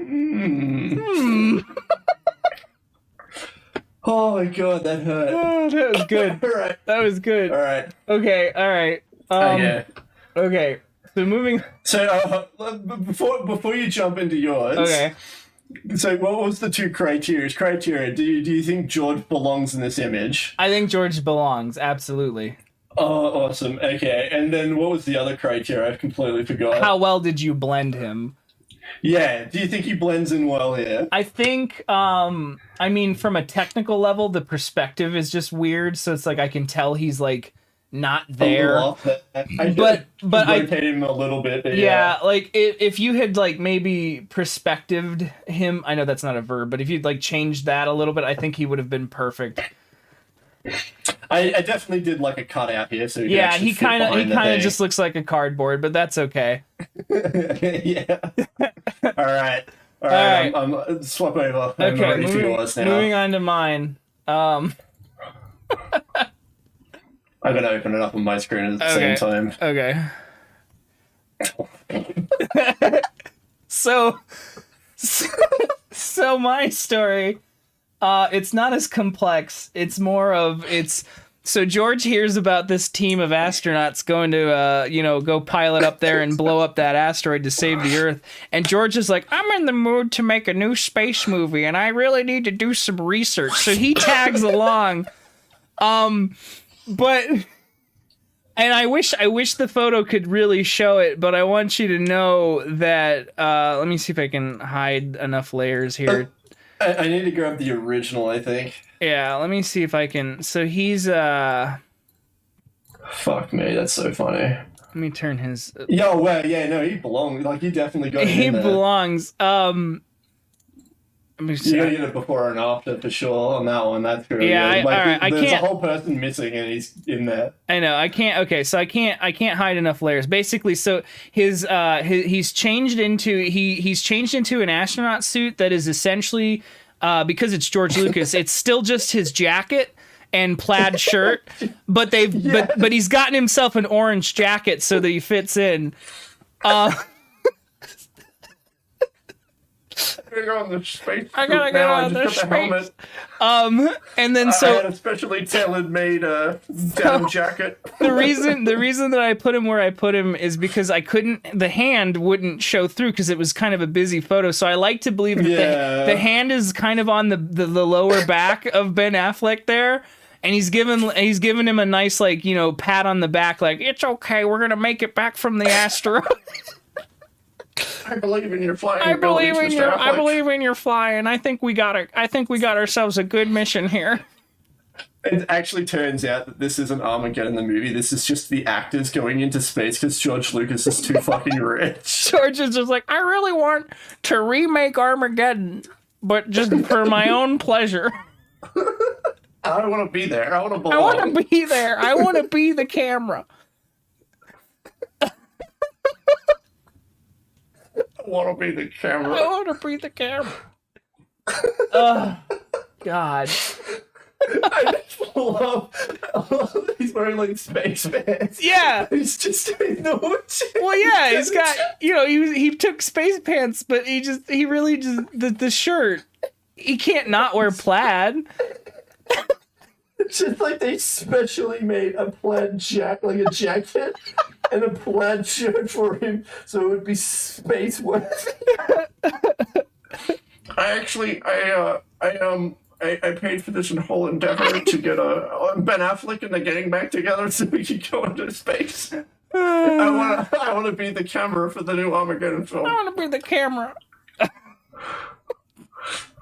We're using new technology to make it look very real. By making it real, we're just going to go there ourselves.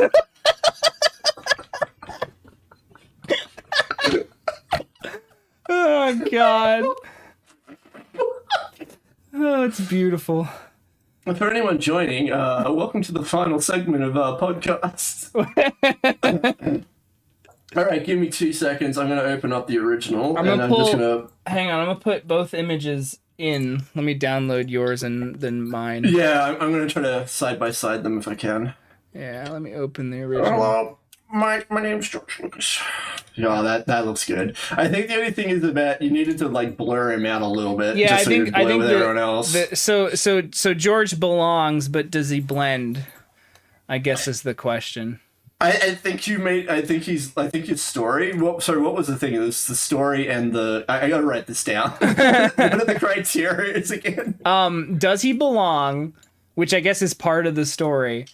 And then, like, how well did you blend him? Does he belong? How well? Rate the. I guess it's just like rate the Photoshop. Yeah, essentially. So the two criteria is: does he belong?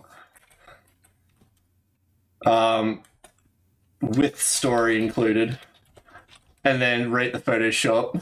Yeah. So I'm gonna rate your Photoshop as pretty fucking good considering the source material. I gave you like a bit of a one-trick pony kind of a picture. Like I was really trying to find an Armageddon picture of them together, but like, you know, at the oil rig or something. Mm-hmm. But I couldn't find anything. That was the only real one I could get. So. Yeah, I'll give you points for dealing with a crap image. That's for sure. And yeah, I'm definitely going to keep all the before and afters. It's too fucking good not to go. So I'm going to go back to the other before and after. I don't know if you've got my stream up or not, but... Oh, no, I just have both pictures side by side. Oh, okay. Let me see if I can get the stream back up. Oh, yeah, perfect. That's perfect. Yeah, I really liked your source material, so I'll give you a point for that. Like, the source material is, like, spot on. I was thinking of doing that myself, but then as soon as I saw it, I was like, he has to be selling a game. Like, he has to... like, he sold Star Wars and he's bored, so now he's trying to do video games instead. Like, I like the idea that he's like, he tells everyone that he designed it, but the reality is that a bunch of people, like, came in and helped him do it, and he's just taking credit for it.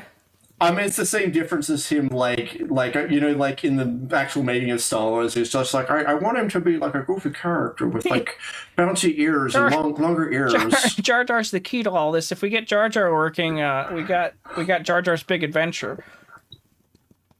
I just love that I got the nostalgia critic in there and you didn't even realize. I didn't even notice he was there. Like, I was so focused on Jar Jar getting a gun to his head that I didn't even think. That was one of the reasons why I was asking you, like, is it alright if I just, like, jam other things in there? Because you gotta make it worth your time, you know? Like, Right. this is my new game, which is Jar Jar's Big Adventure. It's when he gets held at gunpoint and he has to, like, solve puzzles. Solve puzzles. He's, like, the key to all of this. Like, he's the key to the game. We've got the original voice actor. We got him in a nice buff pose there for you, signed for an extra $20. I needed to just sneak in as much as I could without going overboard. Like, it's so easy. I could have just put him in the background and called it a day, but I was like, no, he has to be, like, you gotta tell the story of why George belongs. Right, exactly. It just makes it. George belongs. I think you need to swap my camera over. It's just George, like, not George. I got it. Yeah, I figured it out. Okay. Oh man. Well, this has been Packer and Swholli podcast. Packer and Swholli podcast. I hope everyone has enjoyed. I hope everyone had a good time. I had a good time. We're gonna try to do this hopefully more frequently than we have. I'm hoping maybe every weekend, maybe every second weekend. Probably. Yeah, weekly is that's ideally every second weekend, but yeah, weekly is the goal if we have the like energy. But like, yeah, bi-weekly for sure. Every other weekend would be the hope. Obviously, on Fridays Eastern Standard Time. Probably anywhere from like 9 o'clock to 10, depending on when we get started. There's no like set start time, but it'll be on Friday evenings on the East Coast, because that's when. Well, Australian Eastern Standard Time's about 9 or 10 o'clock as well, yeah, but in the AMs. But in the morning, so it depends on. Do you want a Saturday morning thing or do you want a Friday night late thing? Depends on what part of the world you live on. So. There you go. Yeah, we're going to try to do this, and Scott thinks he might try to edit some of this down, so hopefully we'll have like the best have like a best of highlight video so that there's something more digestible to share with friends. Yeah. So. Yeah. All right. Well, I've had an awesome time. This has been good getting back into the swing of this, and hope you had fun too there, Scott. And, I had a great time. I enjoyed everything. George belongs. George belongs. George belongs. We need to get George like in the background of one of us. Like one of us needs to go out and get like one of those full, like you said, like the cutout version. I want that picture of George printed out in full size and have him back there just hanging in the background for sure. I think we both should. Just to have him. Just one each, yeah. And then like we take him places. We can have like where we're compilations of just like, hey, George belongs. I took him on vacation. I don't know. Where we actually go to conventions and put him in the convention and then take a photo. Imagine if we literally like got to the point where we're going to conventions for like reasons, and it's like we can bring just George, just like, here you go, like George belongs. That would be amazing. We've created our first meme. Our first meme was the Ninja Turtle, but George belongs. Like that was purely came from me just speaking like an idiot, and you just lost your shit. I was just like, like George belongs here, and like George belongs. Like you just started repeating it, like George belongs. It sounds like a mantra. It sounds like a chant, like George belongs. George belongs. Oh, goodness. All right. Well, anyway, I've had an awesome time. We'll try to keep doing George Belongs each stream, even if it's a quick one. Like maybe we'll do a rapid fire George Belongs and do like 3 images in 5 minutes each or something. Yeah, like a competition. Yeah, get whoever gets the best George. And also, if you happen to be working for someone who can do giant people-sized cutouts, then let us know. Hit us up at georgelucas@email.com. Yes. Send us your George. And we'll be very likely shifting over to Twitch, so that would be twitch.tv/Swholli. Yeah, we're thinking of streaming from there. So if you watched the YouTube, that would make more sense too, because then that way when I edit down the highlights, it's like YouTube is where the highlights live, Twitch is where you watch the thing. And you don't get the oohs and ahs and us sitting there like zoning out trying to do something in Photoshop for 5 minutes. Yeah. So anyway, so I'm twitch.tv/PackerB. And then there'll be Scott, which is twitch.tv/Swholli. Yep. And that's probably where we're going to be next time. I might co-stream at the same time. We'll see how we go. Yeah. And it's been so much fun. I'm keen to get back in on this, and hopefully schedules keep lining up. So I'll catch you guys next time. Bye-bye. Tazo, if you're wondering what I've been holding this entire time. It's a pog. It's a pog. Tazo pog. Poggers. All right. Get it. Oh no. Get and end it. Stand by.